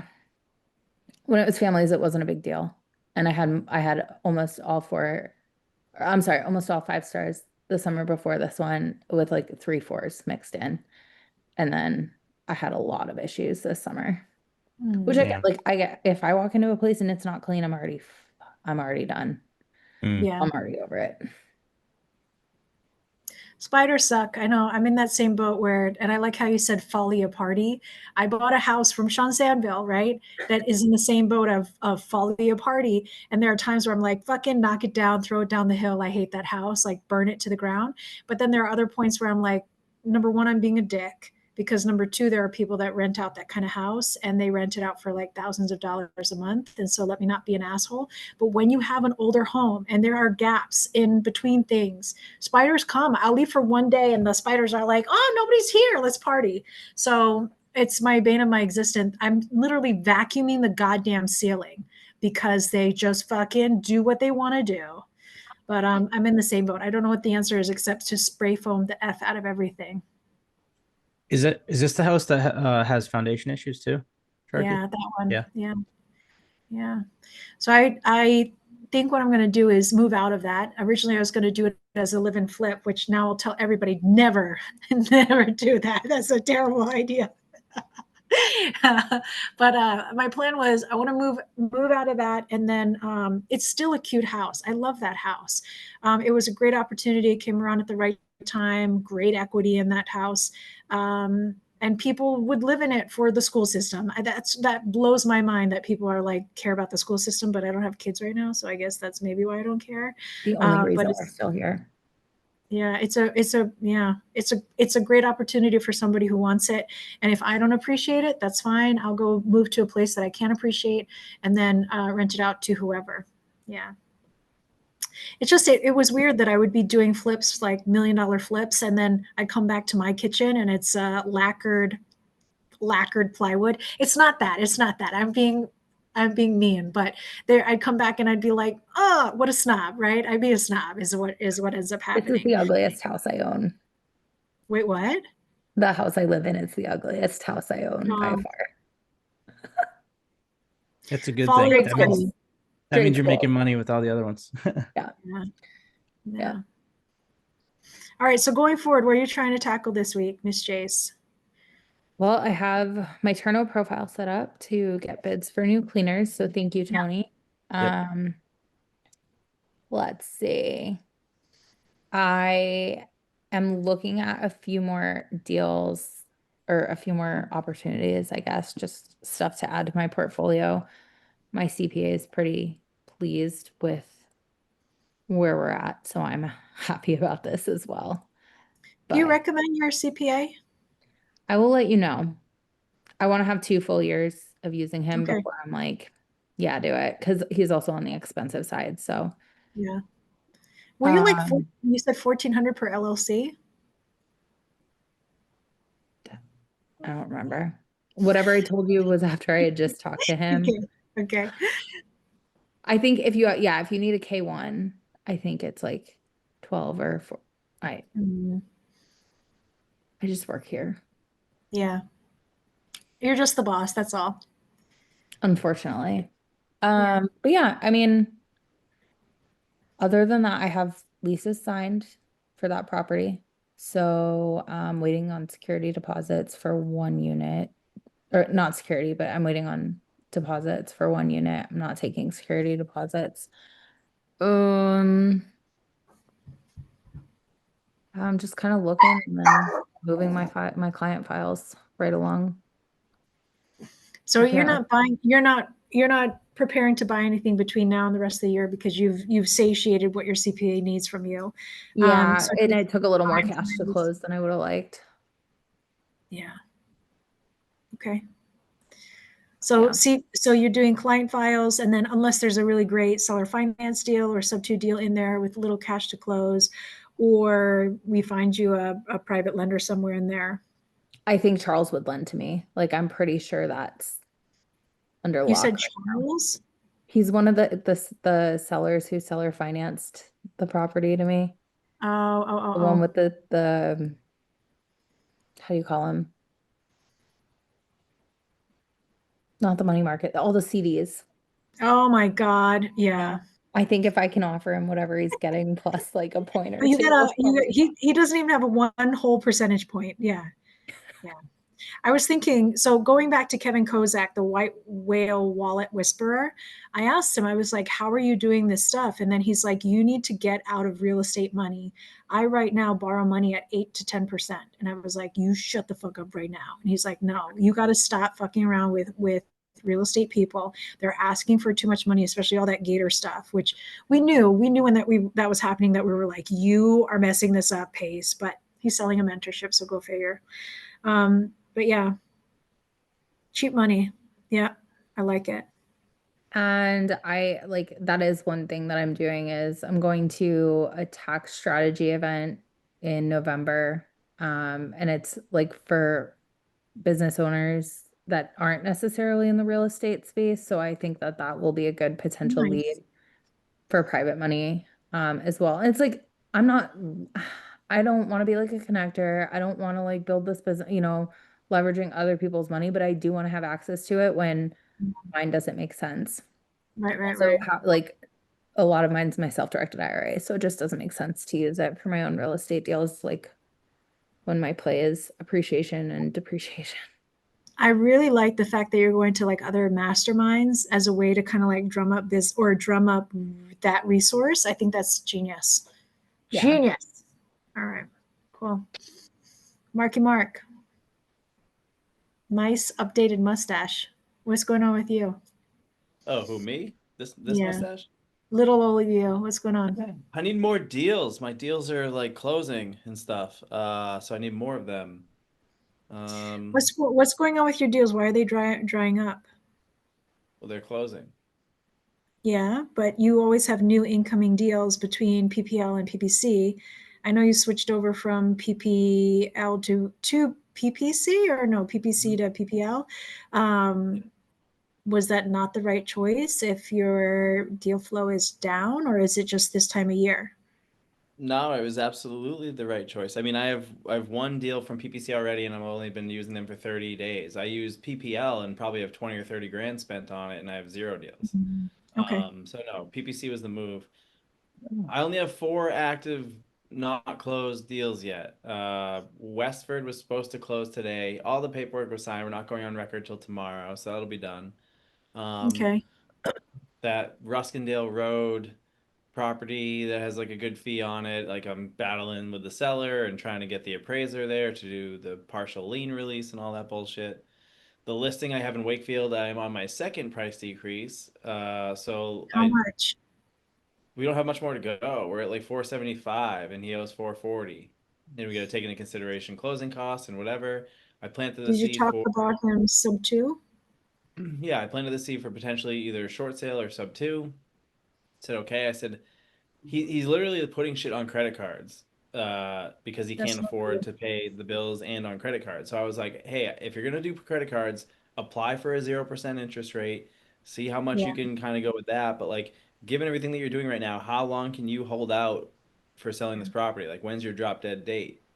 And he said spring, and I was like, bro, that sounds not right. That sounds like too long of putting all your stuff on credit cards. So I gotta continue to have conversations with him a little bit more. If it's a sub two deal, I would like to kind of run with it, but also like I could get Stratton or something to place an offer, right? Because then I'm the agent and I have to present it to him and put something in front of him without me, taking it off the market for my best interest, whatever. Um, Yeah. so there's that one, and then Nashua. I gotta figure out what to do with it. I don't want to talk about it. Nashua, and then yeah, I gotta figure out what to do with Nashua, and then Haverhill. I just signed today, but I signed it for my buddy Devin. It was his lead. I went on the appointment. I made the offer, but I wrote it up under his LLC. So he'll either split it with me 50-50 or probably toss me 5-10 grand, whatever it is. Either way, I'm fine with that. So those are the 4 deals that I actively have. 1 is a listing. 3 are assignments. Maybe Nashua's a flip, maybe not. As far as that's concerned, I have a deal in eventual potential deal in Rochester. The guy's currently ghosting me. Oh, I have a listing appointment tomorrow in Lynn for that 2-family from Jay Loeb. So thank you for whatever. I know that he called you at one point and asked if there was something you're I'd be welcome. interested in, Yep. which I am interested in. So I'm going on that tomorrow. And then I think I'm supposed to have a in Somerville. And the other one is something in JP, like a 3-unit in JP or something. So those are good leads. But other than that, I don't have anything like hot to trot, ready to get signed. I need to be. Yeah, JP's great. JP's amazing. I forget what it is, but one of the ladies like sent me floor plan. I think it's a 4-unit in JP, in a 3-unit elsewhere. But I have no idea on price. But she's kind of savvy. She gets shit. She just said something. She's like, I had to go to the hospital for a diverticulitis or something, and she's like, I can't meet or something. So she's kind of kicking the can down the road, and I got to keep in touch with her. My acquisition guy not really doing much. He's like kind of in the middle of like moving and setting shit up and like doing stuff for the new house. So I guess that means I gotta get back on the phones. My cousin and my aunt used to live there, Mark, Yeah. so like they kind of know everyone. My aunt was definitely like the Nice. low-key mayor of JP. I get to hop off, guys. It was good to see you all. Bye. Bye. Later. See you Nice next chatting week. with you. Bye. Yes, sir. Have a good night. JP's nice. It's I hate Boston, but JP's fine. Piccolo, the place Piccolo down there, so good. They make like a pastrami little melted cheese sandwich. It's so fucking good. Last So time I was good. in JP, so JP was when my brother-in-law, I guess, was going to Northwestern or whatever Northwestern, Northeastern that's out there. I used to be scared shitless of that place, but then I bought something on Facebook Marketplace and had a drive-through. Very pish posh, very nice out there. Yeah, unless you go like on the West Roxbury side, right? I was You gonna like say for the proximity to Roxbury, it's super nice. Yes. yeah, you go like you turn 3 houses this way, you're like, don't walk down that street. But then everything else over there is fine. Um, yeah. I don't know. That's it. It's quiet. I don't have much going on. I don't know. 4 deals in the pipeline still is good. Like I'm not gonna be like that and say it's not. 4 deals, plus another potential listing signed tomorrow. That'll be good. That house, that 2 family in Lynn should probably sell in the 700 to 800 range, maybe 800, probably 7 to 750 to be realistic. Anything over is icing on the cake. Huh? Yeah, yeah. Jay seemed unpleased about something. No, I just said that's Unrelated? fucking wild. Like that is so fucking wild. Oh, Like for Lynn. for Lynn, Yeah. yes. It's Lynn, like Lynn, downtown Lynn Lynn, you too, don't I go out think. the way you Like, came in. yeah. It's Yeah. it's crazy. So I don't know. That's what I got. I need more. Um, I need to. Okay, here's one thing that I actually need to focus on. Direct mail, free direct mail. That's what I need to focus on. I've been Oh, looking yes, into it yes, a yes. little bit, but I'm basically like direct mail arbitraging because I got an idea from somebody. But the idea is I do like a 9 by 12 postcard. I go and I focus on home improvement companies, like one of each a roofer, a plumber, an electrician, lawn care, whatever. 10 of those, and I want to get Valpak. So Valpak sends out coupon things every month, whatever. So I want to order one to Seabrook in my local area and figure out the home improvement companies that are on there. I know that Valpak charges, I believe, based on some of my research, $500 to $750 a month to be in that pack. So what I do is I create a 9 by 12 spread. I call out those people. Hey, I know you're doing Valpak. What are you paying per month? Hey, would you be interested in paying right around the same price, but instead of being inside of a folder that needs to get opened up and then people need to go through like one of 100 pages to maybe see your ad, would you rather be one of 10 spots on the back of this postcard? And there's not going to be 2 roofers, there's not going to be 2 plumbers, like that's you, and you're going to get exposure because people don't have to open it. So then I split that into 10 paper pieces, advertising spaces, and then I get the flip side. It'll be local home offers, I buy cash, as is, whatever. It'll probably be me as an agent, like, hey, I do listings. So then I get $500 to $750 times 10 is 5,000 to 7,500, and I promise them basically 5,000 to 10,000 mailboxes that they'll get delivered to every single month with hopefully better exposure and hopefully better callbacks. So that's something I want to start implementing, and then I'm basically going to look at that as like little satellite offices. Like I'll do one up in southern New Hampshire, Seacoast area, right? And I'll call roofing companies and everything from Seacoast, and I'll do that, and that'll be my 5 to 10,000 marketing pieces up here. Then I'll do one in the North Shore. I'll do one in Boston. I'll do one in Worcester, and so on. And that's a way for me to get $50,000 a month in direct mail for free. Direct mail is a piece that I've been missing, and it's because I don't want to pay for it. Yeah. So this is a way to get it for free. And it's a win-win-win-win-win-win-win. Hang on, don't bite my head off.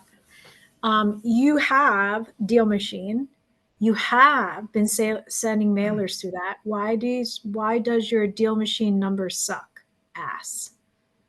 What do you mean? Because I have very few. I do not have thousands. I do not have 1,000. I probably don't have 500.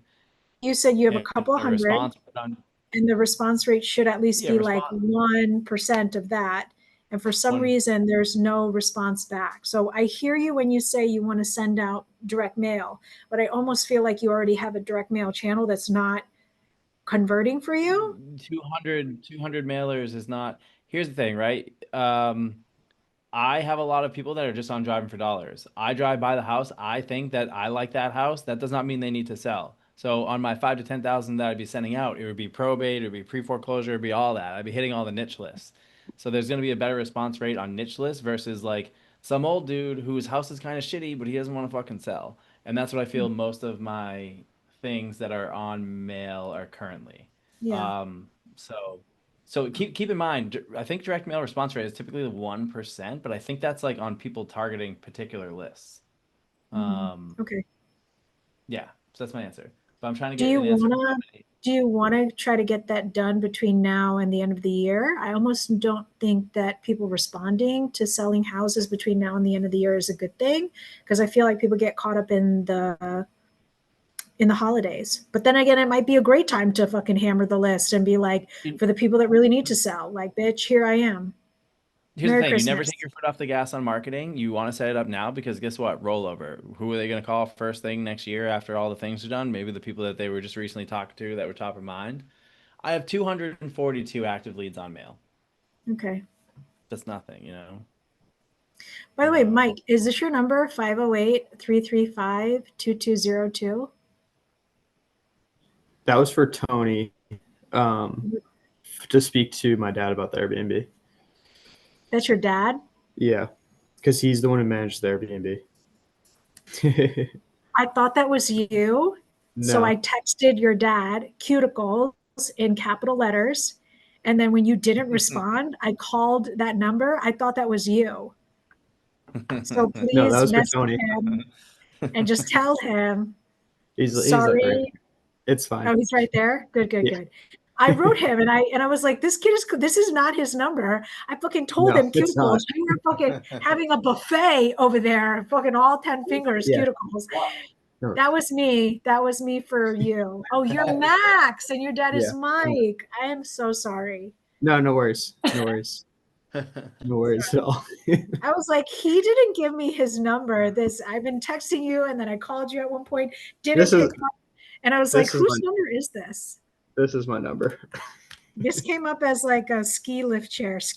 That's what it came up Yes. as. Yeah, he has a small type business where he sells furniture out of recycled sports equipment, skis, hockey sticks, baseball bats. Coffee sticks? Hockey sticks? Hockey. Yes. Good call. Coffee stirrers. Okay, I'm Mike. fucking dying. Anyway, sorry, Mike. Your fault, Max. All right. Yeah, so I don't know. I gotta figure out what I have currently. The direct mail thing is something to work on. Yeah, probably between now and the end of the year. I want to start planning for next year. I probably want to bring on another cold caller. Really? Yeah. I want to bring on an actual cold caller and then have somebody be specific to lead follow up, lead management. Because right now I have Sharice doing both. There are a couple people that I've been thinking of that I think would be great people for lead management, but it's one of those things where it's like not a full-time job. I almost think, what's his name? Joe took his foot off the brake. He got paid on one deal, and then technically there's another deal, maybe the Nashua deal that he would get paid on. And I don't know, maybe he lost sight of money. I don't know. He's literally, I know, moving sucks. I know. He just moved last week, and so he's been spending time trying to fix up his house, get it listed, move into the new house. Now he's into the new house, and he has the plumbing guys coming, he has to meet and all that stuff. So I get it. But I also talk to him like, I also need to do a better job. I'm not like a boss. I'm not doing. He has 0 KPIs that he needs to hit, right? I have like things like, hey man, get in here and do this stuff, right? Like when you have the time, but I need to put my foot down and be like, hey, you need to generate 12 leads. I need to have you cold calling. You need to generate 12 leads, process 4 people and 2 offers per week. Let's go.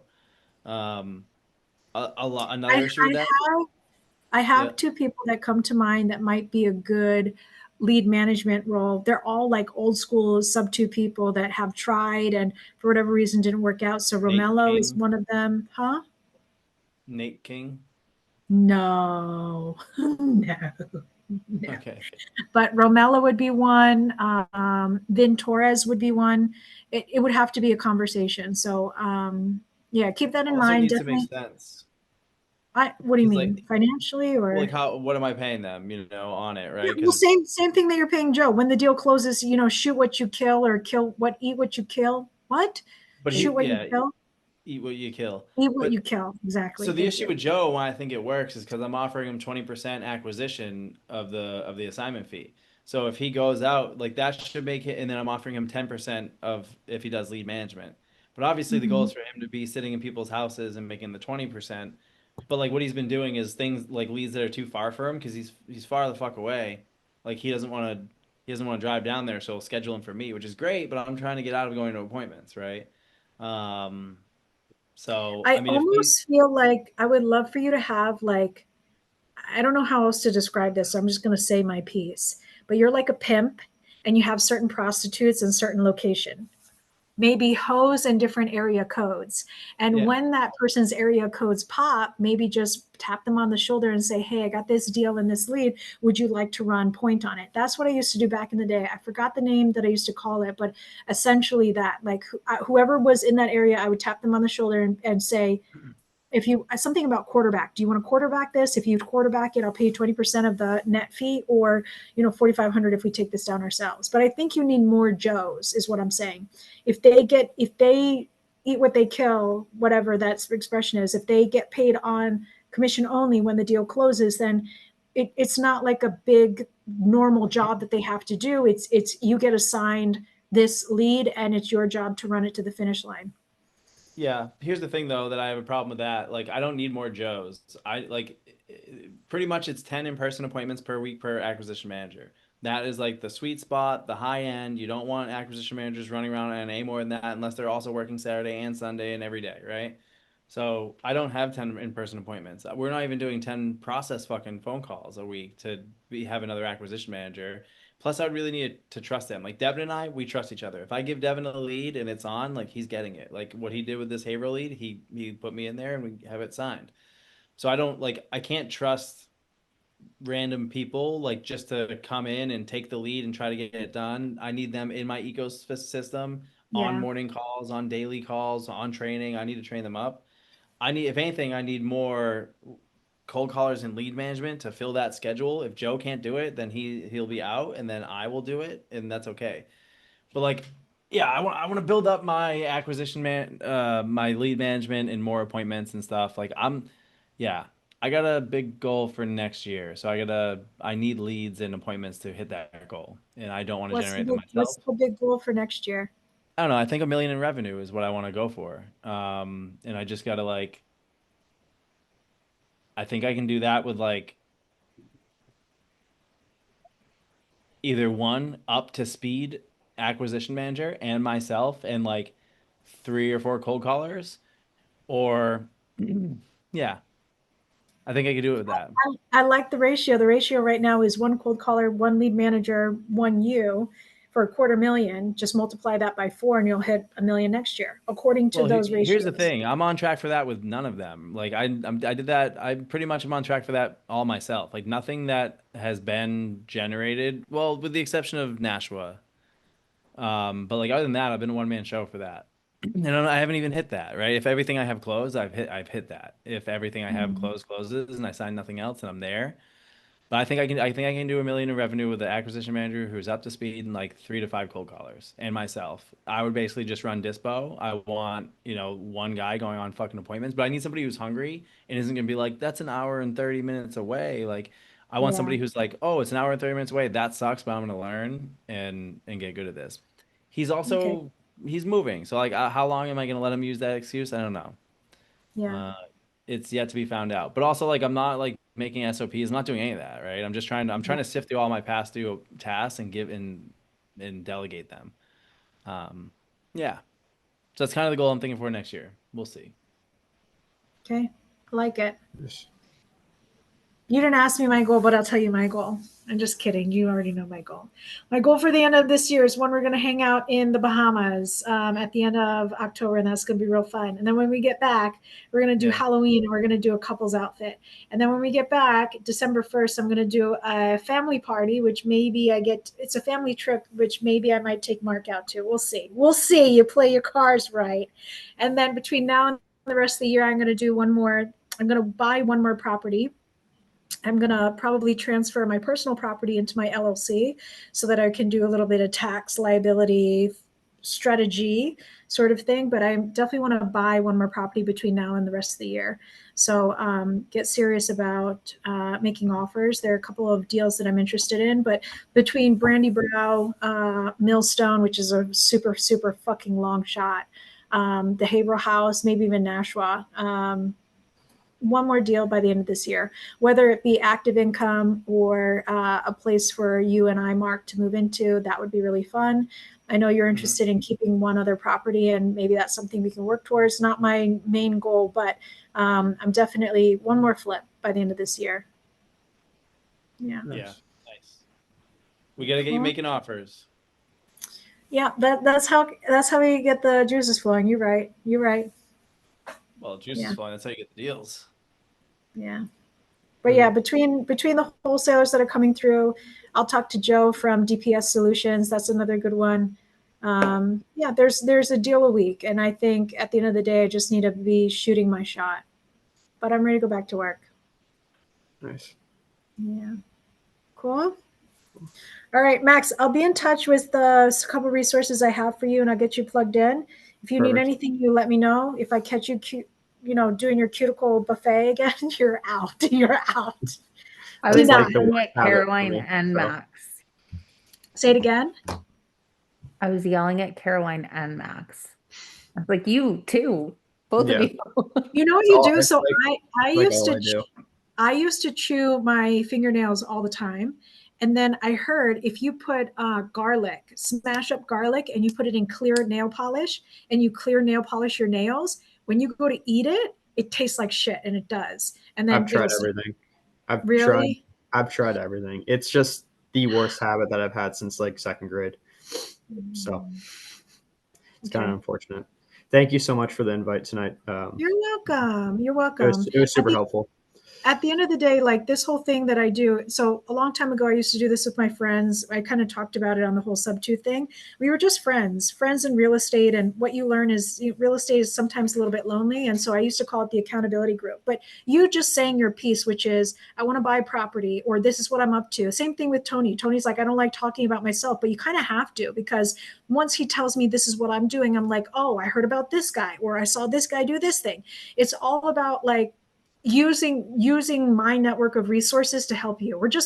I'm just trying to be a good friend to you, and I would love for you to be a good friend back to me. If I said something where I'm like, I'm trying to buy another deal before the end of this year, and I'm up here in North Shore, the next time you hear a North Shore deal, for the love of God, you better think of me, cuticles. You know what I mean? Yeah. So that's what it ends up being. And like, even for Jace, if she's like, listen, I'm just handling files unless I get a super sweet, seller finance deal, and she's good with a little bit of like, not, you do no equity cash flow deals, right? I kind of yelled at you last time, I know. You did. Yeah. Also, you have to remember 10% equity in Massachusetts, Suzanne, is still a shitload of money, right? I know. It's a fuck ton, bro. You would do a high equity deal with no cash flow? Would I do a high equity deal with no cash flow? Like, hang on, explain. Sorry, it's been a very long time since my last cup of coffee. Mark, talk to me. No worries. I'm just thinking on my Nashua deal, right? So I'm signed at 200. I think 50K max. I'm all in at 250. I think if it's a 2-bed renovation, it's going to be 350 ARV. If it's 3 beds, I can put one in the attic, which Suzanne believes she's confident she can. Then it's more like 425 to 450 ARV, and I'm only going to be in for like 250, 260, right? So, but then the problem is when I go to refinance out, like the rental will only probably be like 22 to 2,500. But I'm gonna have. Go ahead. Well, I'm gonna have like, the way I look at it is 100 to like maybe 200 in equity after it's renovated. So if you're doing a DSCR loan, like this is something you want to keep, right? That's what I'm thinking. If I can keep it because I have so much equity, that would just like boost my net worth, right? And then whether or not it cash flows, even if it covers itself, or if it's $100 to $200 a month without putting away anything for war chest, like, would I do that in exchange for 200,000 in equity? So, but like, here's the thing: is just because you have the equity, it doesn't mean you can access it, right? Because the DSCR lender is not going to let you pull out. Like, I'm sure you know this, but they're not going to let you pull out so much cash that then the monthly payment for the mortgage doesn't debt service. And I wouldn't want to do that either. But at the end of the day, I'm doing DSCR right now as a means to an end because I'm not financially financeable conventionally.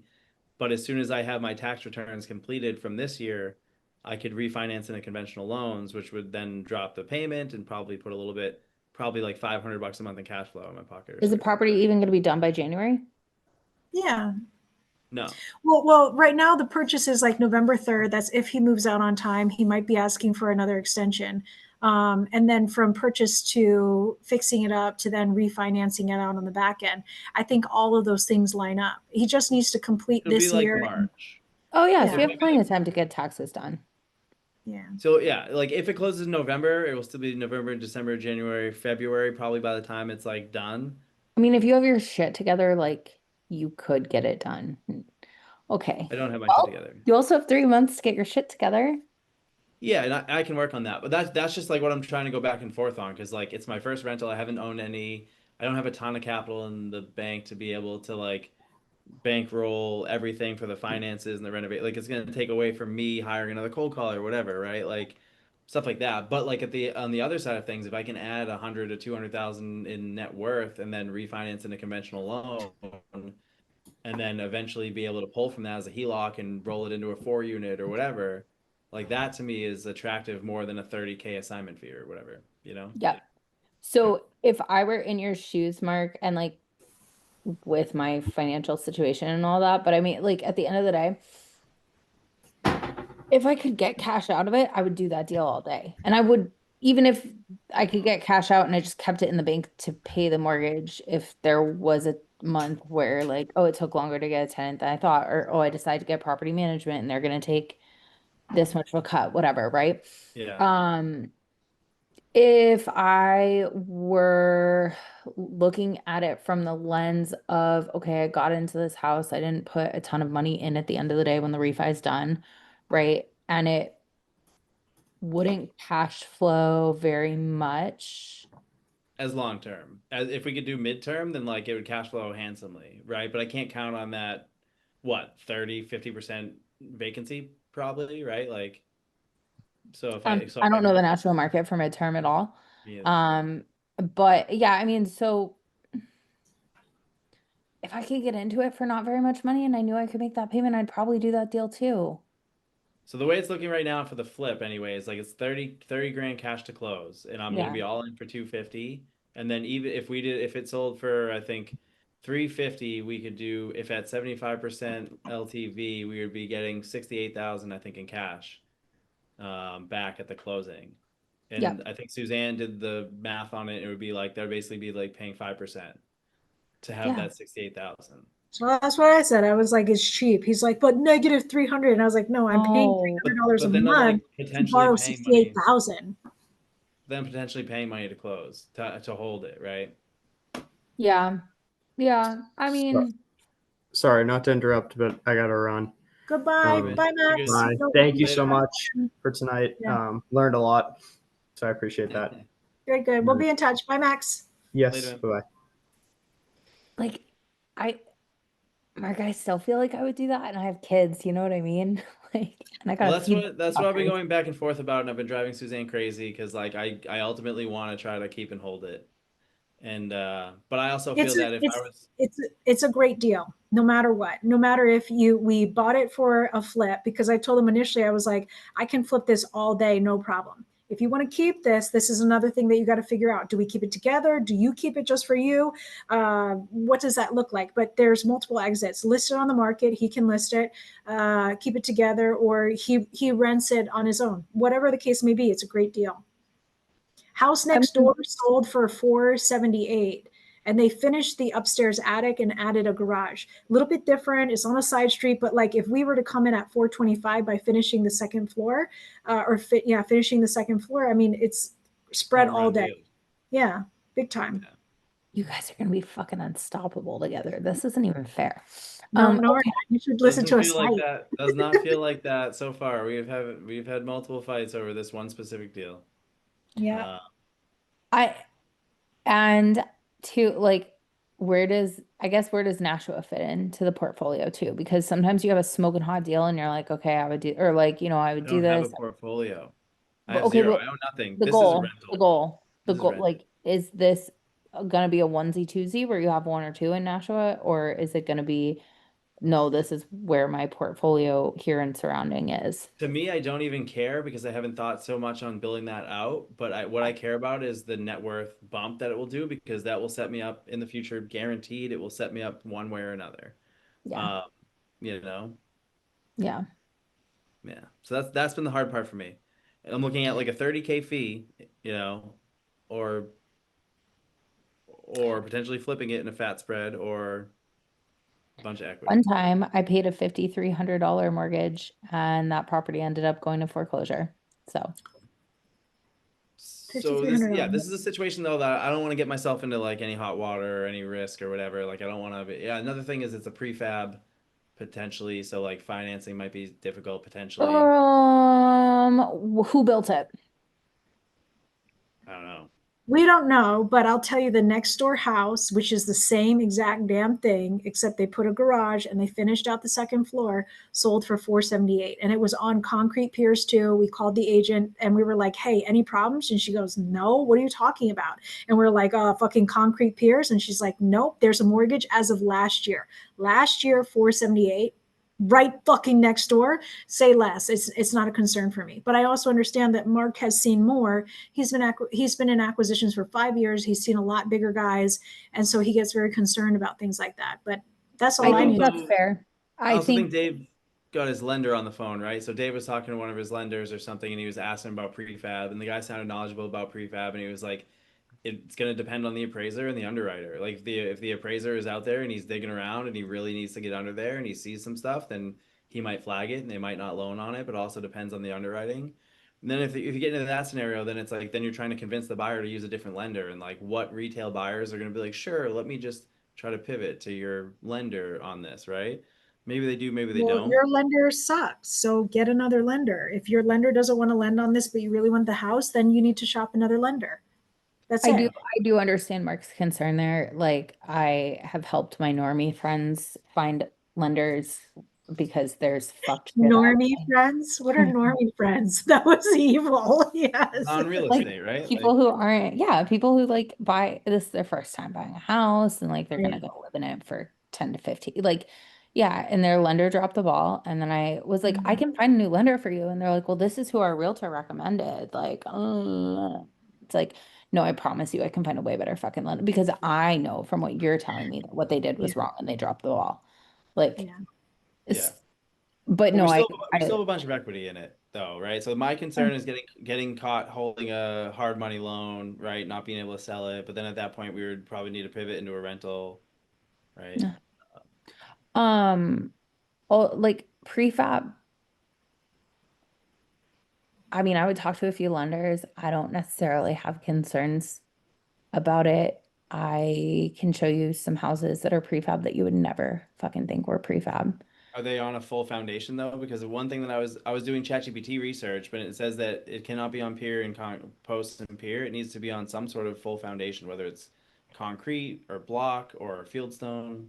Did you differentiate between like a manufactured home and a prefab home? I Because with believe a manufactured home, that's definitely a concern.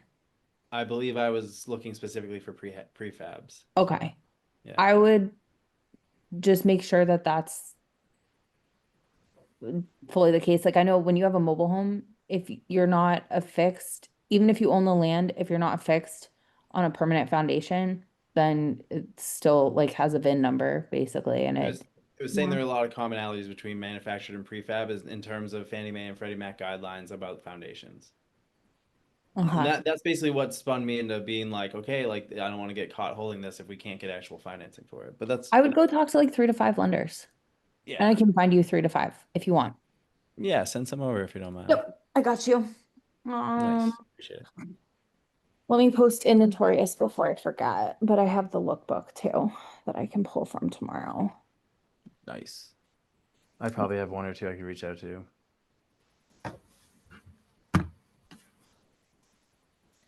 Sweet.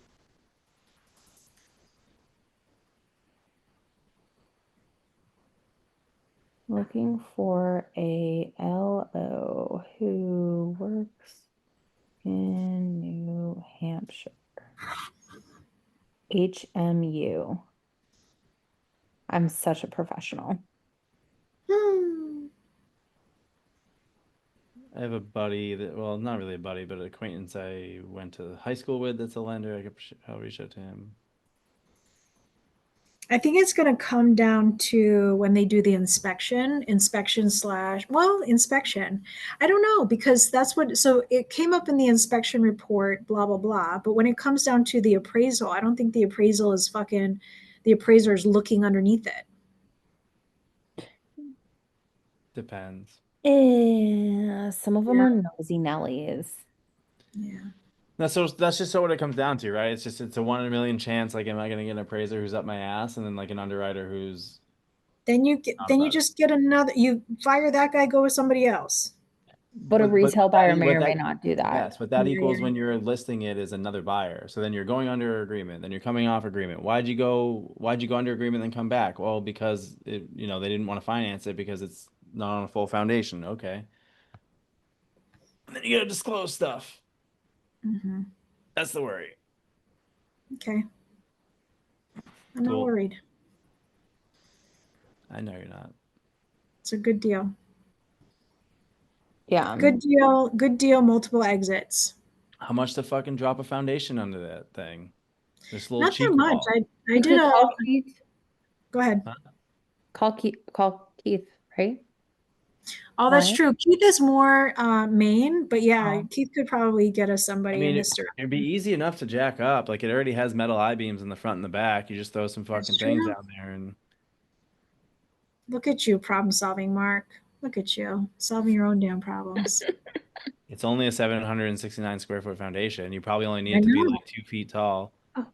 But the thing is, you would need to get under there enough to get rid of enough organic material to have a footer to then be able to. So you're probably still digging down 4 feet to frost level, everything like that. Might It's make an sense. option if it comes to that. I don't think that's necessary. If the house literally next door is also on concrete piers, sold for $478,000 last year, I'm not sweating it at all. I'm going to call up that lender. So if you can't sell it on market to whoever, bitch, I will buy it with that lender. The end. Honestly, shopping lender who has buyers in that area before it even goes on market might not be a bad look. Hey, you want an exclusive look at something coming to Nashua? Yeah. Yeah. I like it. It's All a right. good deal. Anyways, All right. Good night. See you in the Bahamas, if not My cruise is sooner. booked. Your Oh. flight is booked, right? No, now everything is booked. I literally just pressed book nice. now. We need to book When are flights. you? Can you send me? Yeah, because we got to book flights, but I wasn't going to do anything until October. I might have 2 hours. mine are probably a little tight, but I have status with United, so I'll probably go same day standby on like a later flight. Mm-hmm. Ooh, same 'Cause you day got on day of a kids. cruise? That's dangerous. She's got kids. She got to go back to. Kids. Yeah, I was super Oh, excited. flying out? Flying Yeah. back home? Yeah. I mean, I'm coming in the same day too. That's risky. It is. Yeah. But I also used to live in Miami, so like I'm pretty confident in, and I'm flying into MIA. I'm not flying into Fort Lauderdale. When you, who's watching your kids? My mom. Cute. She's Yeah. local, or is she flying in for that? She's flying in. For the low, low price of one airplane ticket, mother, you can watch my kids this weekend while I go to the Bahamas. Bye. That's good. So she is in Brookline, your mom? She's on Or Nantucket. She wants to move to Boston. I want to move her to Boston. I think she'd be so much happier there. Because And I why? would be so much happier because then it's a much easier flight. She's not happy in Nantucket. Is it like too gossipy there or something? Or She's not from there originally, and it was like definitely my dad's place. And she, I mean, don't get me wrong, like she's got friends, but I think she's starting to think about like, oh, if I get older, I need better healthcare. I need, you know, she had cancer a few years ago and was able to do a lot of her treatment at NCH, but did still have to go to like Mass Gen. So that was not only the travel, but like also, you know, the having cancer part. Yeah, so I don't know, like I like having her there because she has friends who are older and like selling their houses. But I where mean, is she from? she's from Wallingford, Connecticut. Okay. All right. She That's would another not thing move that I there. get weird about like moving people is like they have their little network of friends. And so I never like to mess with that too much. Yeah. Yeah. Yeah. She went to Northeastern. She's got a lot of friends like in Boston and the suburbs, and I Yeah. think it would be a good move for her to be like closer to a lot. Like my sister's wedding was last weekend, the weekend before, and a lot of her friends came, from Boston, and it's people who Yeah. she's known for since college. I Yeah. met a lot of older people that ended up moving up to like Newburyport out of Boston, but they're very like physically getting around because they're like, there's so much to do in Boston. We just walk here and walk there and cognitively like sharp and Yes. yeah. So I like the idea. So Brookline is what you like for her. She likes Brookline. She likes. Okay. I was a little surprised, like she didn't want to go back to the North End, but then also all her friends have moved out of the North End and they're all in like the suburbs and Okay. fucking like Medford. But she doesn't want to live in Medford. Medford's a little, yeah, I get it. My favorite appliance discount shop is in Medford, so I get it. A little dicey, but so Great cannolis though. huh? Great cannolis. Where do you buy your cannolis from? What's it called in Medford?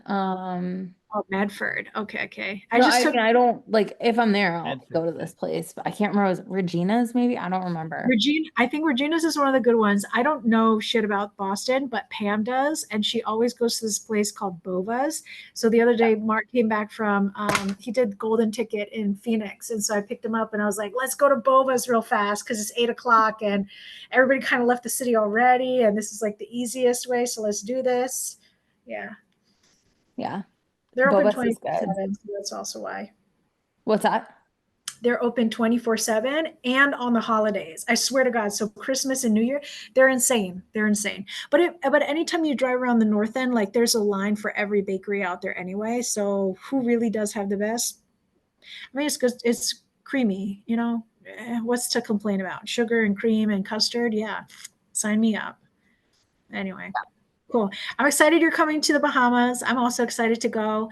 I have some activities planned. So Love yeah, that. again, very woo-woo, gay but not gay, just enough gayness in there for your happiness, and it'll be so much fun. I love this. Yeah. No, I can't excited. wait to like hold hands and sing Kumbaya or something. Yeah.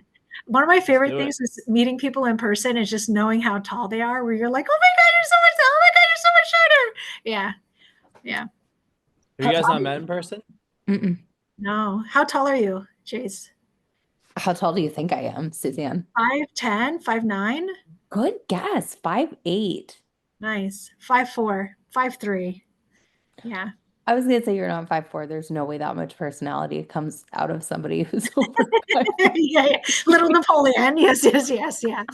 It was my favorite thing meeting people in person because I'm like, you read taller on Zoom. You Everybody always thinks Mel's tall, and she's 5 foot at best. Who? And Mel Mo? Palmer. Oh, well, yeah. And I'm like, Yeah. oh no, no, Yeah. no. I'm like, why would you think that? Like that much personality doesn't come out of tall people. Like, Mhm, mhm. Good. Thank you so much for coming. It's not my party, but thank you for coming. Thank you for making the trip in advance. And I'm excited to meet you in person in real life. That'd be fun. same. How Okay. tall's Mark? What'd she say? 5'6". 5'6". Okay. Mhm, Yeah. mhm. Yep. All right. I will see you next week. Bye, friends. See you next week. Bye. Later. Bye-bye.